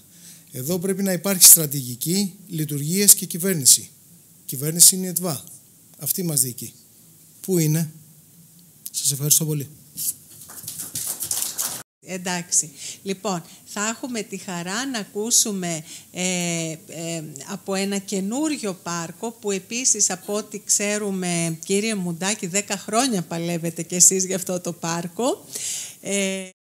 Καταρχήν να ευχαριστήσω όλους τον Πρόεδρο και τους ανθρώπους που γνώρισα σήμερα εδώ, όπως και το Προεδρείο και εσάς, και τον Μανώλη ευχαριστώ που μου δίνει τη θέση του, ο οποίος πράγματι ήταν ο άνθρωπος που ξεκίνησε με τη διοίκηση του πάρκου στα Χανιά το επιχειρηματικό πάρκο. Εγώ ήρθα πολύ αργότερα και ουσιαστικά τα τελευταία 5-6 χρόνια είμαι. Ο Μανώλης όμως μας έφτασε μέχρι εκεί που έπρεπε και από την αρχή με τις μελέτες, με την υπαγωγή στο Ταμείο Αστικής Ανάκαμψης Κρήτης και το πρόγραμμα Τζέσικα που μας χρηματοδότησε με 5 εκατομμύρια περίπου από το συνολικό προϋπολογισμό με ένα πολύ χαμηλό επιτόκιο. Τα είδα και εγώ μετά, τις διαπραγματεύσεις, τις δυσκολίες και όλες τις επίπονες προσπάθειες, γιατί πρέπει να σας πω ότι η Κρήτη είναι μια ιδιαίτερη περιοχή όπου είτε λόγω ιδιοσυγκρασίας, είτε αν θέλετε λόγω νοοτροπίας, είτε αν θέλετε λόγω κάποιων καταστάσεων δεν είναι εύκολο να πείσεις τοπικούς ανθρώπους, αρχές, επιμελητήρια, υπηρεσίες, δασαρχεία και όλες αυτές τις, αν θέλετε, τους φορείς που εμπλέκονται σε ένα επιχειρηματικό πάρκο. Θα ήταν όμως παράληψη αν δεν ευχαριστούσα και τα στελέχη εδώ από τα αρμόδια υπουργεία που είναι και σήμερα και χτες από το πρωί, τα οποία μας βοήθησαν πάρα πολύ και μας βοηθούν ακόμα και έχει μείνει ένα τελευταίο βήμα για να κάνουμε την αίτηση να πάρουμε την περιβόητη διαπιστωτική πράξη. Ελπίζουμε τέλος του καλοκαιριού, αρχές φθινοπόρου να το προχωρήσουμε, διότι το πάρκο είναι στο 95% φυσικό αντικείμενο. Πράγματι είναι πάρα πολλά χρόνια. Ξεκίνησε το 10 η εταιρεία, εγώ σας ξαναλέω ήρθα πολύ αργότερα και ουσιαστικά την τρέχω εκ παραλλήλου, διότι η θέση μου είναι στο ΤΑΙΠΕΔ που παρακολουθώ τις συμβάσεις των αποκρατικοποιήσεων από τα λιμάνια και τα περιφερειακά αεροδρόμια μέχρι τις μαρίνες. Εκεί είναι μια άλλη ιστορία, αλλά δεν μπορούμε να την πούμε τώρα εδώ πέρα. Οπότε εμείς ξεκινήσαμε το 10, αυτή είναι η σύνθεση του πάρκου. Τα κριτικά κίνητα είναι μια θυγατρική της Τράπεζας Χανίων, της Συνεταιρικής Τράπεζας Χανίων με 40%. Το επιμελητήριο είμαστε ευτυχείς που συμμετέχει και επίσης είναι οφερόμενος ως ιδιώτης της έκτασης, ο οποίος συμμετέχει κατά 30%. Αυτό που πρέπει να σας πω είναι ότι το πάρκο αυτή τη στιγμή είναι αρχικές πολύ οι φωτογραφίες, είναι 34 οικονομικά τετράγωνα. Έχουμε ήδη κάνει είμαστε σε συνεργασία με εταιρείες για να μπορέσουμε να ξεκινήσουμε το κομμάτι της προβολής παρουσίασης και ουσιαστικά από το τέλος του έτους θα πάρουμε διαπιστωτική πράξη των προσυμφώνων για να μπορέσουμε να ξεκινήσει και η δοκιμαστική λειτουργία του χρόνου το πρώτο εξάμηνο. Άκουσα πάρα πολύ ενδιαφέροντα πράγματα και πραγματικά η εμπειρία των ανθρώπων που δουλεύουν, που είναι στις βιομηχανικές περιοχές είναι πάρα πολύ σημαντικές. Όλα αυτά τα οποία ακούσαμε. Εμείς, όπως είπα, είμαστε τυχεροί γιατί δεν έχουμε ΕΤΒΑ-ΒΙΠΕ. Έχουμε δικό μας φορέα διαχείρισης, τον οποίο θα τον ενεργοποιήσουμε μετά που θα πάρουμε διαπιστωτική πράξη με ένα πολύ καλό κανονισμό λειτουργίας. Τα προβλήματα όμως που υπάρχουν και σε εμάς, πολλά είναι κοινά, διότι ξέρετε και εμείς εκεί πέρα είμαστε σε μια ουσιαστικά περιοχή εκτός αστικού ιστού, παρά το γεγονός ότι είναι πάρα πολύ κοντά περίπου στην πόλη των Χανίων. 13 χιλιόμετρα στην πόλη των Χανίων και κοντά στο λιμάνι της Σούδας και στο αεροδρόμιο, όπως και στο βόρειο οδικό άξονα Κρήτης. Παρ' όλα αυτά και εμείς κατά καιρούς πηγαίνουμε για να ξανακλίνουμε τις περιφράξεις που ανοίγουν οι βοσκοί, για να βάζουν τα πρόβατά τους εκεί πέρα και να βλέπουμε τους ασφαλτοστρωμένους δρόμους και το κτίριο διοίκησης με περιτώματα ζώων. Καταλαβαίνετε λοιπόν οι τοπικές κοινωνίες εκεί πέρα πόσο πιο δύσκολες είναι στη διαχείριση, αλλά θεωρώ ότι θα πάμε πάρα πολύ καλά. Στη Δυτική Κρήτη είχαμε πρόβλημα και έπρεπε να έχει γίνει πάρα πολύ νωρίς αυτό το πάρκο. Είναι μια πολυοδομημένη έκταση με έργα υποδομής τα οποία και όρους δόμης εντός σχεδίου που μπορούν να εγκατασταθούν με ιδιαίτερα ευνοϊκούς όρους οι επιχειρήσεις μεσαίας και χαμηλής όχλησης, αλλά και βυρσοδεψία και ελαιουργία και βεβαίως χονδρεμπόριο logistics και πρωτογενή τομέα. Περίπου το 60% των χώρων των οικοδομικών τετραγώνων, 525 στρέμματα είναι, 360 είναι πολυοδομούμενα, περίπου 40 θα μείνουν για κοινόχρηστες χρήσεις. Κοντά στη Σούδα και στην Κίσαμο, που περιμένουμε και εμείς το βορειοδυτικό άξονα Κρήτης για να μπορέσουμε να το ενώσουμε με τους συνδετήριους δρόμους. Προσπελωσιμότητα, από άποψη ενέργειας διασχίζουν γραμμές υψηλής τάσης, δεν καταφέραμε να τις υπογειοποιήσουμε λόγω κόστους. Αυτά είναι η πολεοδομική ταυτότητα, νομίζω δεν έχει ιδιαίτερη σημασία. Πολεοδομικοί συντελεστές, όπως βλέπετε, συντελεστής δόμησης 1,4 μεταποίηση 1,2 στη τριτογενή τομέα, συντελεστής κάλυψη 70%. Έχουμε οικόπεδα 500 μέτρων και ενός στρέμματος. Αυτό είναι το κόστος το οποίο με το ΦΕΚ που εγκρίθηκε ήταν 11,5 εκατομμύρια. Τελικά η χρηματοδότηση από τις δύο τράπεζες του νησιού, Παγκρίτια και Συνεταιριστική, και το πρόγραμμα Τζέσικα και τα ίδια κεφάλαια της εταιρείας χρηματοδότησαν μικρότερο κόστος. Έκανε και εκεί μεγάλη προσπάθεια ο Μανώλης για να τα περιλάβουμε όλα, αλλά δυστυχώς φανταστείτε ότι παρά το γεγονός ότι το Υπουργείο Εθνικής Οικονομίας μας είχε αναγνωρίσει μετοχικό κεφάλαιο 800.000 ευρώ πριν την ένταξη στο Τζέσικα, μετά η μία εκ των δύο χρηματοδοτριών τραπεζών μας ενέκριναν τελικά ένα ποσό 10.550, παρά το γεγονός ότι το έργο είναι γύρω στα 14-15 εκατομμύρια, είναι και η αγορά γης. Και βεβαίως να μην ξεχάσουμε το γεγονός ότι αυτό είναι από την υπογραφή όταν ήταν υπουργός ο κ. Σταθάκης. Βλέπετε τα στελέχη της Παγκρίτιας Τράπεζας και ο κ. Αρναουτάκης, ο περιφερειάρχης, ο οποίος είναι από τότε. Και βεβαίως αυτά είναι τα χρηματοοικονομικά. Το δάνειο του Τζέσικα είναι 2,29 με 40 τριμηνιαίες τοκοχρηλικές δόσεις. Η Παγκρίτια και η Τράπεζα Χανίων μας έχουν δώσει 2% με όχι 7,19. Το έχουμε μειώσει στο 6,19. Μας δίνουν παρατάσεις τράπεζες, περιόδους χάριτος των δανείων και τις ευχαριστούμε. Να εδώ η Rente Plan, να και τα κριτικά κίνητα που είναι επιβλέπουσα υπηρεσία.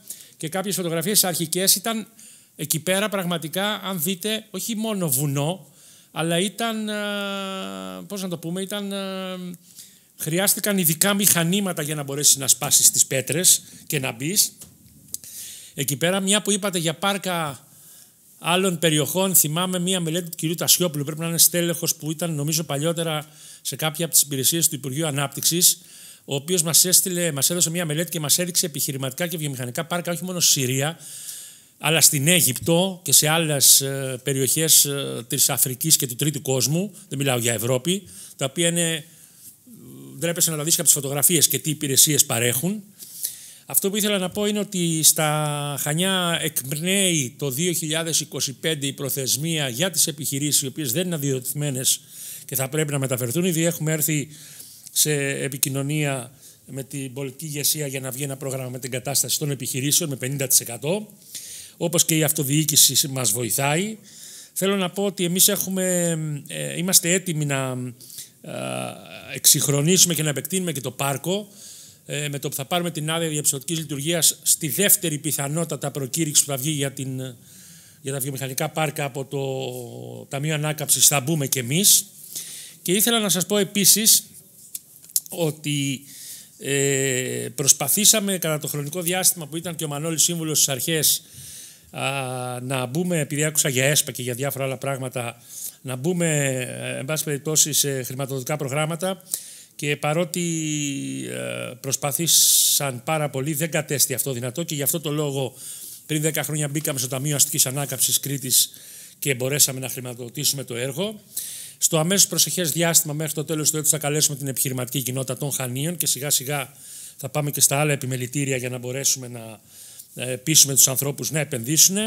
Έχουμε ένα business plan επικαιροποιημένο που ξεκινάμε με 120.000 και χαμηλότερα το στρέμμα, ανάλογα με το τι είδους επιχειρήσεις θα εγκατασταθούν. Έχουμε περιοχές που έχουμε χωρίσει, άλλες για ελαιοργία, άλλες για τα μπακαριά, άλλες είναι πιο κοντά στο βιολογικό που έχουν περισσότερα απόβλητα κλπ.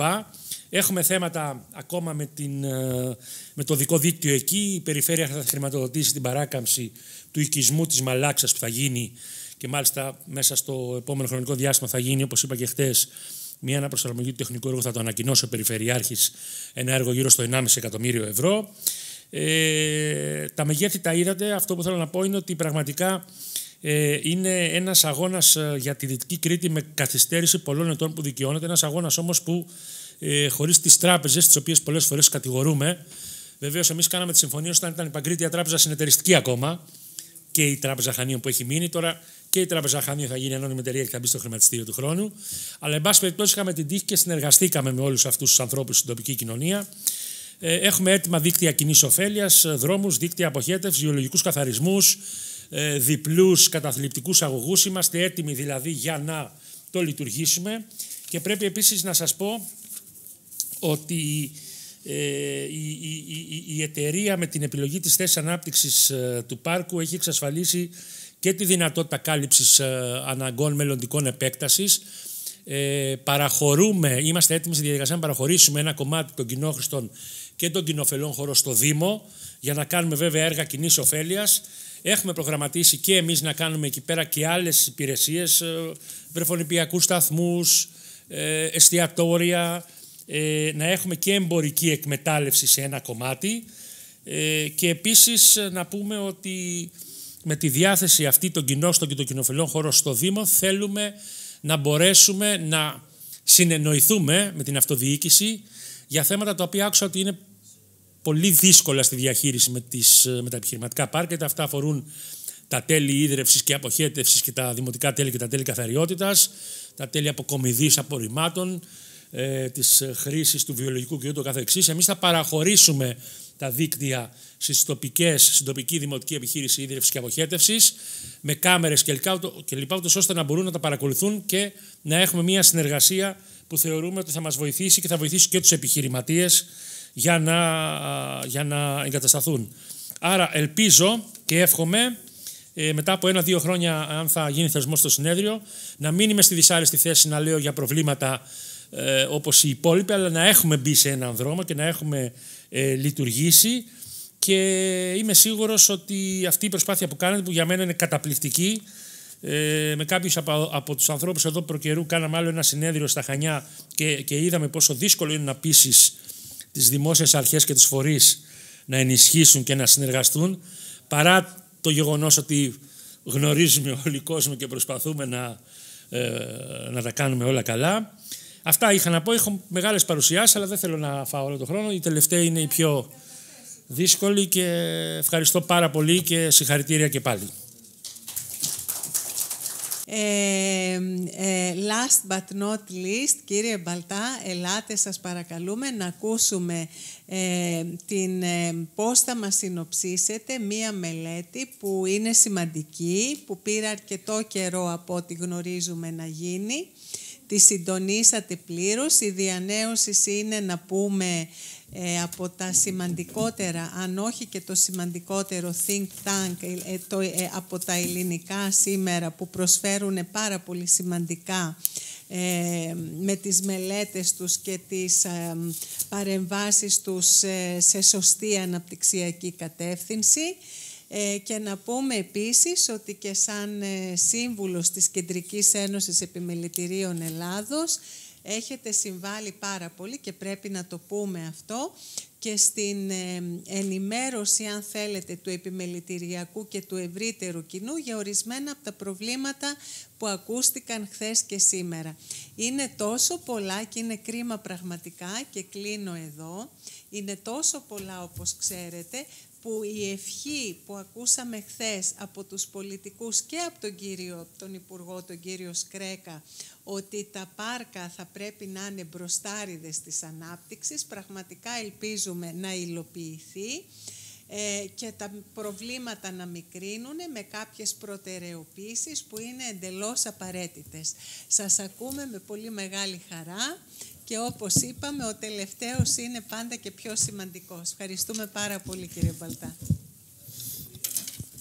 Ευχαριστώ πολύ, Άντα. Ευχαριστώ πάρα πολύ. Πέτρο, συγχαρητήρια. Έπρεπε να έχει γίνει νωρίτερα, αλλά ποτέ δεν είναι αργά.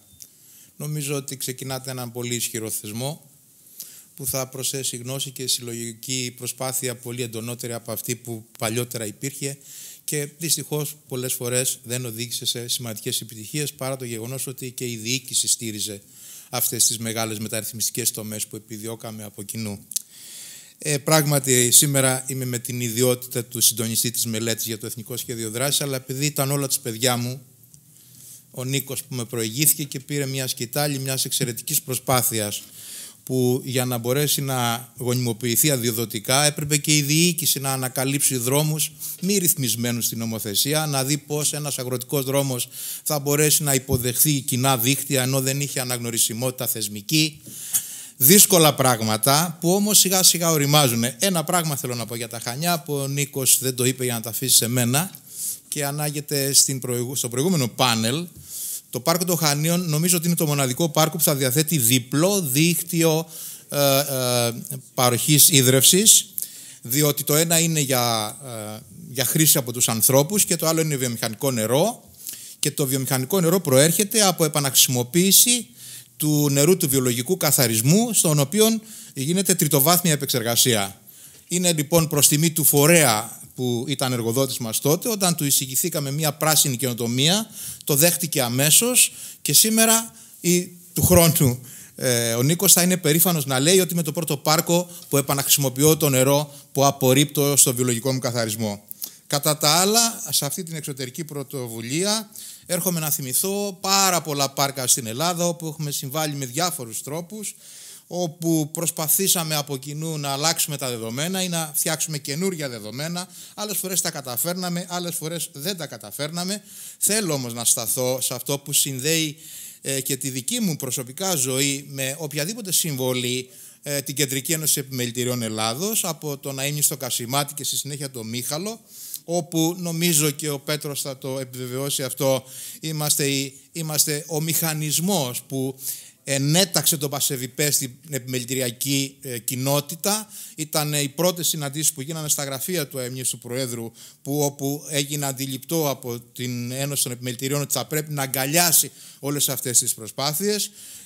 Επίσης θα επικαλεστώ την κυρία Σταθάκη, ένα εξαιρετικό στέλεχος της Γραμματείας Βιομηχανίας, να πω ότι η προσωπική μου συμμετοχή στο Γενικό Συμβούλιο του ΣΕΒ ενέταξε στο ΣΕΒ την ατζέντα της χωροταξίας και της επιχειρηματικής χωροθεσίας, και για όλα αυτά τα πράγματα θα σταθώ ένα λεπτό μόνο για να μπω στην παρουσίασή μου. Την περηφάνεια μας που νιώθουμε για τον 4605 του 19, το νόμο που φτιάχτηκε ως μεγάλη μεταρρυθμιστική τομή στο ζήτημα των πάρκων, και επειδή μιλάμε για τους φορείς διαχείρισης και τις εγκατεστημένες επιχειρήσεις, δυστυχώς δύο πολύ σημαντικές διατάξεις που ψηφίστηκαν τότε καταργήθηκαν, και η μία έχει να κάνει με τη δυνατότητα του 20% να ανατρέπει το διαχειριστικό καθεστώς και να ρυθμίζει νέες σχέσεις αμοιβαιότητας μεταξύ φορέων διαχείρισης και επιχειρήσεων. Μιλάω για μια πολύ σημαντική τομή που τη στήριξε πολύ η διοίκηση, η τότε διεύθυνση και τα στελέχη της υποστήριξαν τους φορείς, αλλά δυστυχώς καταργήθηκε. Αλλά και τη δεύτερη διάταξη που είχε περάσει και έθετε ως προϋπόθεση εντός ευλόγου χρονικού διαστήματος να εκδοθεί μια εφαρμοστική κοινή υπουργική απόφαση που να θεσμοποιήσει τις αρχές, τους βασικούς κανόνες και τα ζητήματα που θα πρέπει να ρυθμίζονται επιτακτικά στους κανονισμούς λειτουργίας. Σημαντικές αποφάσεις, σημαντική απώλειά τους. Και τέλος, οφείλω να σας πω και εδώ ότι η επίσης σημαντική τομή για το πέρασμα των αυτοδιοικητικών υπηρεσιών και των δημοτικών τελών στους φορείς διαχείρισης είναι η εισήγηση της Κεντρικής Ένωσης Επιμελητηρίων Ελλάδος. Την πάλευε από τότε που ήταν η Λούκα Κατσέλη Υπουργός Ανάπτυξης και πέρασε στο 4605 του 19. Τελειώνω λέγοντας ότι υπάρχουν δύο πολύ σημαντικά θεσμικά κείμενα προς χρήση από τους φορείς διαχείρισης για τις προσπάθειες που γίνονται για την τροποποίηση των πολεοδομικών σχεδίων και την ένταξη κοινόχρηστων χώρων στις ιδιωτικές εκτάσεις. Η μία είναι μια υπουργική απόφαση του κ. Ταγαρά, η οποία ρυθμίζει ένα ζήτημα διαφωνίας μιας ιδιωτικής εταιρείας με τους φορείς διαχείρισης στην Ξάνθη, φέρει την δική μας φραγίδα. Και η δεύτερη είναι η συνδρομή που δώσαμε στην αγαπητή μου Ιωάννα, την εξαιρετική Προεδρίνα, στο πώς θα διαχειριστεί μια κατάσταση συγκρουσιακή, η οποία δημιουργούσε υποβάθμιση συλλογική υποβάθμιση σε ατομικές περιουσίες. Τελειώνω και μπαίνω εδώ. Για όποιον θέλει να δει προτάσεις για την τροποποίηση του νέου νόμου, τον παραπέμπουμε στις προτάσεις της Κεντρικής Ένωσης Επιμελητηρίων Ελλάδος επί Γιάννη Μασούτη, που έχουν πάει στην κυβέρνηση και σε όλα τα επιμελητήρια, και βέβαια στη μελέτη της διανέωσης, που μιλάει για 12 μεταρρυθμιστικές προτάσεις τομείς στον νόμο, τότε 3982, σήμερα 4982. Κυρίες και κύριοι, αυτό είναι το Εθνικό Σχέδιο Δράσης. Και ξεκινώντας, να φύγουμε λίγο από την ατζέντα, να δούμε πού είμαστε γενικότερα σαν χώρα και πού παράγουμε. Παράγουμε εδώ. Και επειδή είπε και ο κύριος Κρέκας εχθές ότι η Ελλάδα δεν έχει χρήσης γης, εμείς υποστηρίζουμε και είμαστε οι μόνοι το ξέρει βέβαια αυτό η Γραμματεία Βιομηχανίας, ότι η Ελλάδα έχει χρήσης γης. Έχει 424 περιοχές που επιτρέπεται να πάρεις να φτιάξεις εργοστάσιο.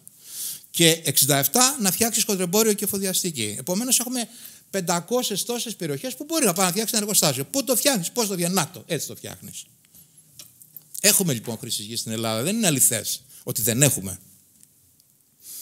Εφοδιαστική αλυσίδα. Το 9,02% του ΑΕΠ το δίνει εφοδιαστική αλυσίδα. Από εδώ ξεκινάει. Αυτό είναι το last mile, στο βοτανικό. Αυτή είναι η κατάσταση. Η μάντρα. Τι θυμάστε. Τώρα μιλάμε για κλιματική κρίση και ανάσχεση. Ωραία. Πού είμαστε λοιπόν? Είμαστε στην αριστερή εικόνα. Μην το δείτε πολιτικά παρακαλώ. Συμβολικά πρέπει να πάμε στη δεξιά εικόνα. Από την αναρχία στην οργανωμένη χωροθέτηση. Χρειαζόμαστε λοιπόν, το λέγαμε πάντοτε, ένα εθνικό σχέδιο δράσης, αποδεκτό από τους τοπικούς θεσμούς, ικανό να υποστηριχθεί από την επιχειρηματική κοινότητα υπό τη μορφή των βιώσιμων επενδύσεων, θεσμικά αναγνωρισμένο και τυπικά ισχυρό. Αυτό έκανε τη διανέωση να ασχοληθεί με το θέμα, έναν έγκυρο οργανισμό παραγωγό δημόσιας πολιτικής που συχνά ακούγεται, θα έλεγα πάντα ακούγεται και αποτελεί ένα πεδίο αναφοράς για όλες τις κυβερνήσεις. Εκπονήσαμε λοιπόν μια μελέτη που πήρε χρόνο, δουλειά και κατέληξε σε αποτελέσματα. Παραδόθηκε και μπορείτε να τη βρείτε τον Αύγουστο του 2023. Αυτή ήταν η υποδοχή του τύπου για τη μελέτη. Είχε αυτά τα περιεχόμενα: σκοπό, μεθοδολογία, χρήσης γης, ιστορικό, εθνικό σχέδιο δράσης και 12 προτάσεις νομοθετικής πρωτοβουλίας. Ποιος ήταν ο σκοπός? Αυτό τον ξέρουμε όλοι, μιλήσαμε για κυκλική οικονομία. Να καταφέρουμε μέσα από δομές στο χώρο, στο έδαφος, να αποσυσχετίσουμε την άσκηση μιας δραστηριότητας από το περιβαλλοντικό της αποτύπωμα. Αυτό είναι το νέο στίχημα για τον διεθνή ανταγωνισμό και την διατήρηση της ελληνικής επιχειρηματικότητας στο διεθνές πεδίο. Να βρούμε τους δρόμους δηλαδή που κανείς μπορεί να παράγει και να μην αφήνει αποτύπωμα ανεξάρτητα από το τι παράγει. Αυτό σημαίνει οργάνωση του χώρου. Τι είναι λοιπόν το Εθνικό Σχέδιο Δράσης? Είναι ένα σχέδιο χωρικού και οικονομικού προσδιορισμού συγκεκριμένων επιλεγμένων περιοχών που έχουν αξιολογηθεί με μια δέσμη κριτηρίων και εισηγείται βιώσιμες επενδύσεις σε περιοχές υψηλής ζήτησης από την επιχειρηματικότητα. Γιατί νομίζω και από τις παρουσιάσεις των εξαιρετικών στελεχών που εκπροσώπησαν ΒΙΠΕ παρατηρούμε και γνωρίζουμε ότι δυστυχώς έχουμε ΒΙΠΕ σε περιοχές που δεν τις θέλει η επιχειρηματικότητα. Πώς το κάναμε αυτό? Θα θυμίσω ίσως για κάποιους που είναι και επιμελητηριακοί, όπως από την Φωκίδα, ότι στην Κεντρική Ένωση Επιμελητηρίων Ελλάδος έχουμε εκπονήσει 2 εθνικά σχέδια. Το ένα ήταν το 10 που επί Κασιμάτη επικυροποιήθηκε, το 12 επί Μίχαλου και το 18. Αυτό ήταν λοιπόν μια βάση αναφοράς. Διασταυρώσαμε τα δεδομένα με το επιχειρησιακό σχέδιο της Γενικής Γραμματείας Βιομηχανίας, κάναμε στοχευμένες έρευνες στην αυτοδιοίκηση και στις επιχειρήσεις, αξιολογήσαμε την αποτελεσματικότητα του νόμου που ίσχυε τότε και φτιάξαμε το Εθνικό Σχέδιο Δράσης, το οποίο σε επίπεδο τεχνικής επιμέλειας είχε την φροντίδα και τη στόχευση να περιλάβει χάρτες και να ελέγξει για τις υποδεικνυόμενες περιοχές όλα όσα βλέπετε στην αριστερή κολόνα. Τα προβλήματα που απαντήθηκαν στο πλαίσιο της έρευνας από τις επιχειρήσεις εντός των ΒΙΠΕ τα ξέρετε και δεν χρειάζεται να παραμείνω. Είναι οι δικές σας απαντήσεις στην τότε έρευνα, όπως και τα εκτός ΒΙΠΕ. Και μπαίνω στο Εθνικό Σχέδιο Δράσης, το οποίο αποτελείται από 73 περιοχές με αυτή την κατανομή στις διάφορες επιμέρους γεωγραφικές ενότητες της χώρας. Εδώ αποδίδονται 73 περιοχές συγκεκριμένες, με εμβαδών, με 687 κορυφών, με προϋπολογισμό, για να γνωρίζουμε πού πρέπει να γίνει τι.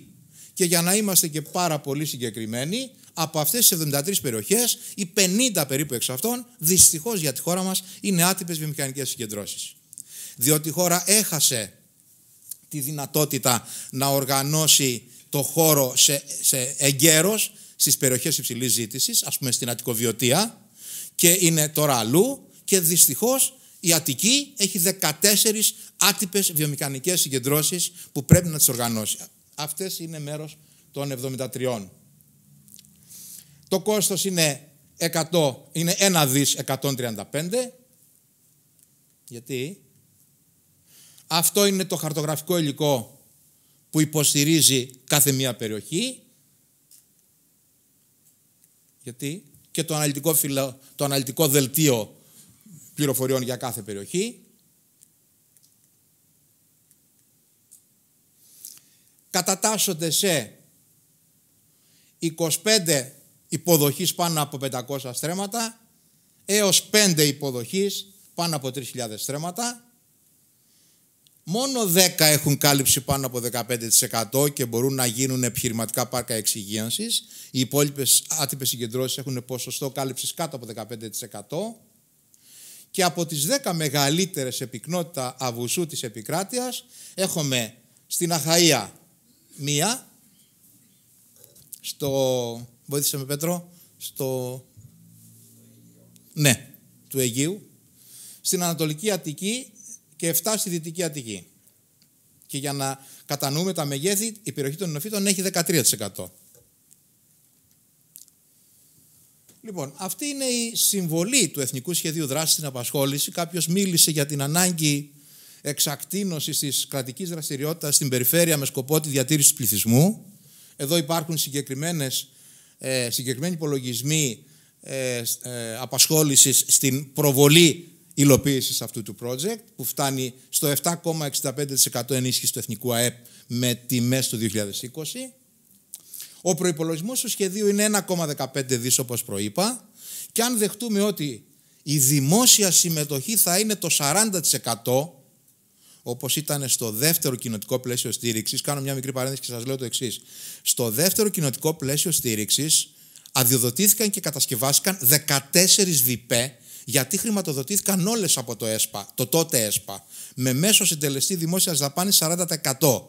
Με το 3982 δυστυχώς δεν υπήρξε πρόγραμμα χρηματοδότησης και έχουμε πάρα πολύ λίγες. Αν λοιπόν δεχτούμε ότι η χώρα αποφασίσει να πάει σε αυτή την πολιτισμένη εικόνα και εξασφαλίσει από την Ευρωπαϊκή Ένωση ένα χρηματοδοτικό πρόγραμμα που θα συγχρηματοδοτήσει κατά 40% το συνολικό προϋπολογισμό, αυτό σημαίνει ότι θα χρειαστούν 460 εκατομμύρια δημόσια συμμετοχή, 460 εκατομμύρια δανειακοί πόροι μόχλευσης και 230 εκατομμύρια ιδιωτική συμμετοχή. Δηλαδή το κράτος για να μοχλεύσει τα 600 περίπου δις πρέπει να δαπανάει, ακούστε το σας παρακαλώ και πείτε το παντού, 22,8 εκατομμύρια ευρώ ετησίως θέλουμε. Μόνο για τα επόμενα 20 χρόνια για να υλοποιήσουμε αυτό το project. Αν δηλαδή η χώρα αποφάσιζε να καταναλώνει 23 εκατομμύρια ευρώ το χρόνο για 20 χρόνια, θα έκανε αυτό το σχεδιασμό πραγματικότητα. Θέλω να σας πω ότι το πρόγραμμα της κατασκευής έργων υποδομής αποχέτευσης στον αστικό χώρο στο ΕΣΠΑ που παρήλθε ήταν 937 εκατομμύρια ευρώ. Επομένως, το ζήτημα είναι ζήτημα πολιτικής βούλησης, πολιτικής απόφασης. Να είναι σαφές, να είναι καθαρό. Σας παραπέμπουμε στη μελέτη της διανέωσης να δείτε τις 12 προτάσεις νομοθετικής πρωτοβουλίας. Μερικές εξ αυτών έγιναν αποδεκτές στο 49-82 του 22, αλλά κάποιες άλλες παραμένουν. Και τελειώνω λέγοντας, με τη νέα πραγματικότητα πια.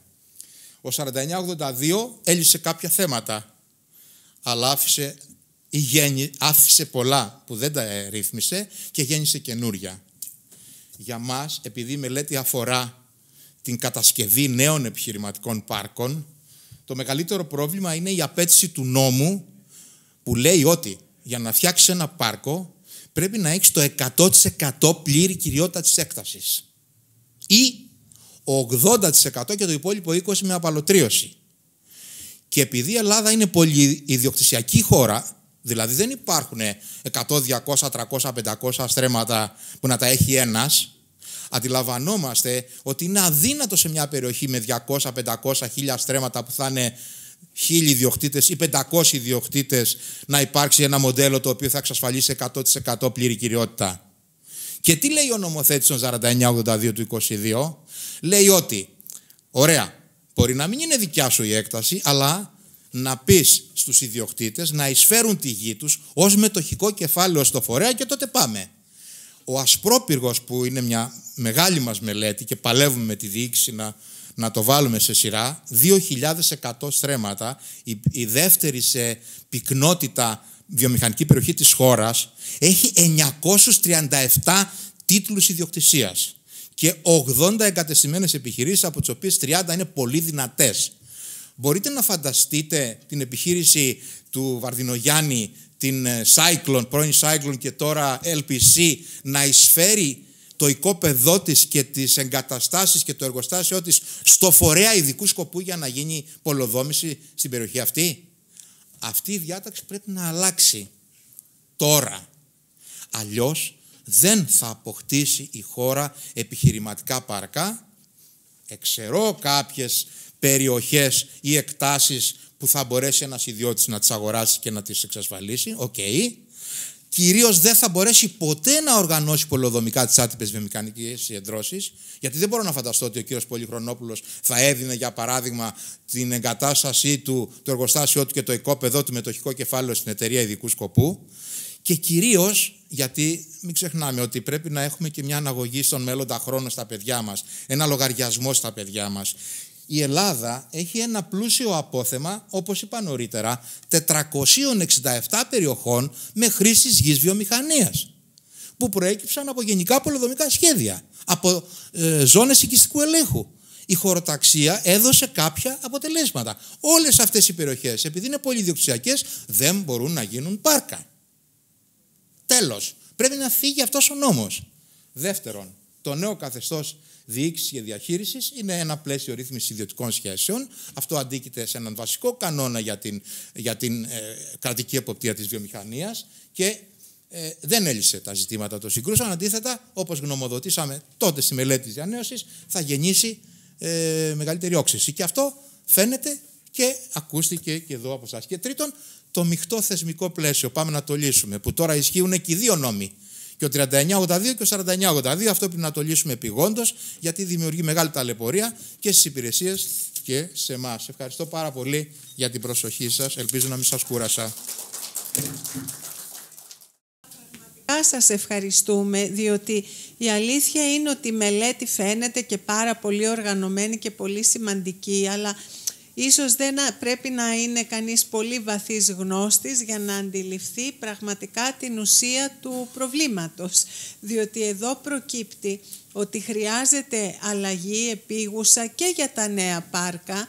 Εμείς, τουλάχιστον προσωπικά, εγώ είχα την αίσθηση ότι όσο μπορώ να παρακολουθήσω βέβαια αυτά τα εξειδικευμένα θέματα σαν συντάκτρια, ότι ήταν σχετικά ένας καλός νόμος για τα πάρκα. Δηλαδή έχω μείνει πραγματικά έκπληκτη.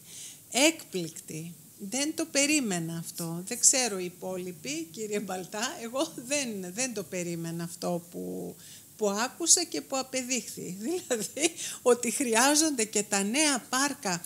Εδώ φαίνονται καταδικασμένα τα νέα πάρκα με βάση αυτά που ακούσαμε από τον νόμο. Είναι απίστευτο. Και εντωμεταξύ έχω μπροστά μου και μία από τις τρεις, δεν θα τη διαβάσω ασφαλώς, αλλά είναι πολύ απογοητευτικό. Μας την έχει στείλει ο κύριος Πολυζωίδης, ο πρόεδρος των επιχειρήσεων της Σύνδου, και με παρεκάλεσε να τη διαβάσω ολόκληρη. Δεν θα το κάνω, ταξιδεύει, δεν θα το κάνω για να μην σας κουράσω, αλλά είναι μία παράγραφος που βγάζει μάτι, διότι μας λέει ότι αυτή τη στιγμή υπάρχει μεγάλη τάση φυγής από τη Σύνδο και ότι η προσπάθεια κάνει τεράστια προσπάθεια ο σύνδεσμος εκεί να σταματήσει, επιλέξει το φαινόμενο της φυγής εκτός της ΒΠΕ Σύνδου και να υπάρξει καλύτερη συνεργασία των εγκατεστημένων με την ΕΤΒΑ. Βλέπουμε τις ήδη εγκατεστημένες επιχειρήσεις στη ΒΠΕ να εξετάζουν τις επενδύσεις σε γη εκτός αυτής, πολύ περισσότερο από παλιότερα, γεγονός το οποίο αποτελεί ένα τεράστιο πλήγμα για το μοντέλο των ΒΠΕ και για τον ευρύτερο σχεδιασμό της βιομηχανικής ανάπτυξης της χώρας. Είναι πάρα πολύ σοκαριστικά αυτά που μας έχει καταθέσει στην παρουσίασή του ο κύριος Πολυζωίδης, που δεν μπόρεσε να την κάνει γιατί δεν θα μας προλάβει. Είχα λοιπόν πήρατε μία γεύση. Συν όλα τα άλλα που είπατε, απλώς σοκαρίστηκα και με την παρουσίαση του κυρίου Μπαλτά. Δεν το περίμενα, κύριε Μπαλτά. ότι είχαν και οι νέες και τα νέα πάρκα τέτοια απίστευτα προβλήματα. Άρα η αλλαγή του νόμου, τι νόμος είναι αυτός απίστευτος, μπαίνει από ό,τι καταλαβαίνω με την ίδια, αν θέλετε, εδώ πάνε να καταστραφούν τα πάρκα, αυτό φαίνεται. Τη στιγμή που λέμε ότι πρέπει να αναταχθούν τα πάρκα. Αυτό αποδεικνύεται. Επομένως, ένα από τα συμπεράσματα, τα προφανή, το οποίο προφανώς θα πρέπει να δουλέψουμε πολύ στα συμπεράσματα όλοι, θα μας βοηθήσει και η Γενική Γραμματεία με κάποια στοιχεία που ίσως χρειαστούμε και από τη Γενική Γραμματεία, έτσι απλώς μήπως να συμπληρώσουμε ίσως σε κάποιες απορίες ενδεχομένως που έχουμε, να κατηγοριοποιήσουμε αυτά όλα τα σημαντικά πράγματα που αναφέρθηκαν και να ζητήσουμε και εκ μέρους και των νέων πάρκων που από ό,τι φαίνεται δεν θα μπορέσουν να γίνουν με τον νόμο και εκ μέρους των παλιών που φαίνεται ότι καταστρέφονται από ό,τι φαίνεται και διαλύονται, να ζητήσουμε αναθεώρηση του νόμου για τα πάρκα. Δεν υπάρχει άλλη λύση. Και με αυτά τα μηνύματα, τα οποία σημαίνουν ένα καινούριο αγώνα, τα οποία σημαίνουν μία εγρήγορση από όλους και προφανώς πολύ πριν από το επόμενο συνέδριο των πάρκων, μακάρι να είχαν γίνει και τα συνέδρια νωρίτερα, μακάρι να είχαν και την οριμότητα οι επιχειρήσεις νωρίτερα, διότι έχει γίνει τεράστιος αγώνας για αυτό το νόμο, αλλά δεν εισακούστηκαν οι σωστές απόψεις. Δεν ακούστηκαν οι επιχειρήσεις και η σοφία των ίδιων των επιχειρηματιών.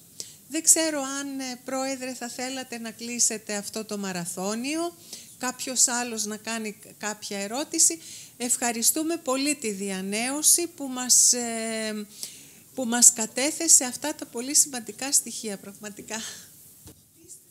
Θα ήθελα με την ευκαιρία, κλείνοντας αυτό το διήμερο συνέδριο, το πρώτο μας, να ευχαριστήσω όλους όσους παραβρέθηκαν, συνεισέφεραν, είτε με τη μορφή των εισηγήσεων, είτε ως συντονιστές, είτε ως χορηγοί, ή με την παρουσία τους σε αυτή την προσπάθεια. Είναι γεγονός ότι 8 χρόνια από την ίδρυση του ΠΑΣΕΒΙΠΕ καταφέραμε να κάνουμε το πρώτο συνέδριο. Το δεύτερο συνέδριο, επειδή είναι προφανής η ανάγκη του, θα εξαρτηθεί από τη βοήθεια και τη συμμετοχή όλων των εγκατεστημένων επιχειρήσεων, όλων όσων έχουν συμφέρον στην ομαλή λειτουργία των πάρκων.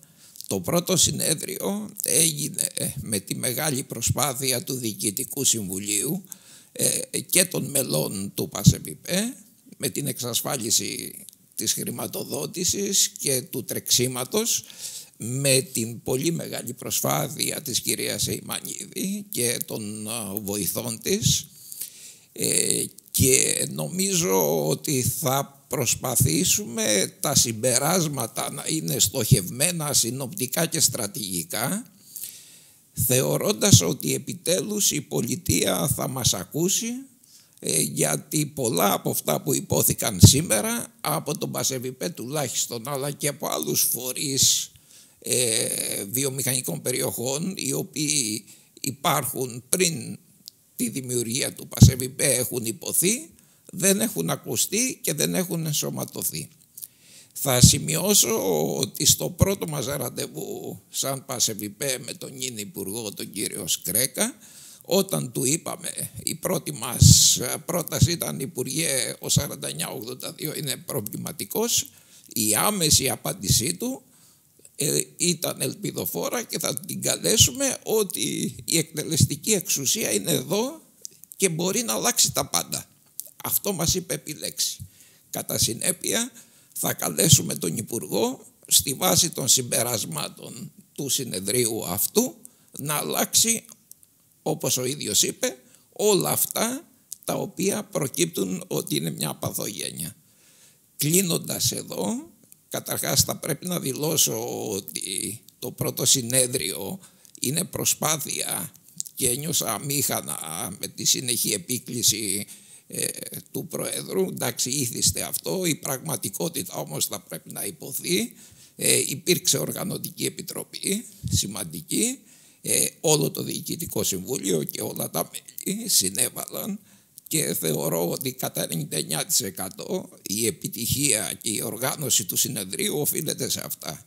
Θα πρέπει να κλείσω να πω σαν τιμή ότι την ιδρυτική διακήρυξη του ΠΑΣΕΒΙΠΕ στην Πάτρα την υπέγραψαν από την Κρήτη ο Λευτέρης ο Αντωνακάκης, από τα Γιάννενα ο Χρήστος ο Γιώτης, από την Καλαμάτα ο Νίκος ο Αθηναίος,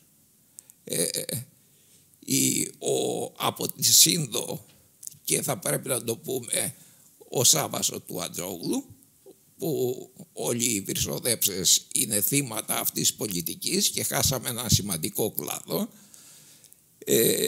Και φυσικά μετά στο πρώτο Διοικητικό Συμβούλιο συμπληρώθηκαν από τον Πάρη τον Γραβουνιώτη και τον Άλκη τον Ζιάκα, οι οποίοι είναι από τους σκαπανείς, να το πούμε έτσι, αυτού που σήμερα είναι ο ΠΑΣΕΒΙΠΕ και οργάνωσε αυτό το συνέδριο που θεωρώ ότι κλείνει την παιδική περίοδο του ΠΑΣΕΒΙΠΕ και μας βάζει στην εφηβεία μας.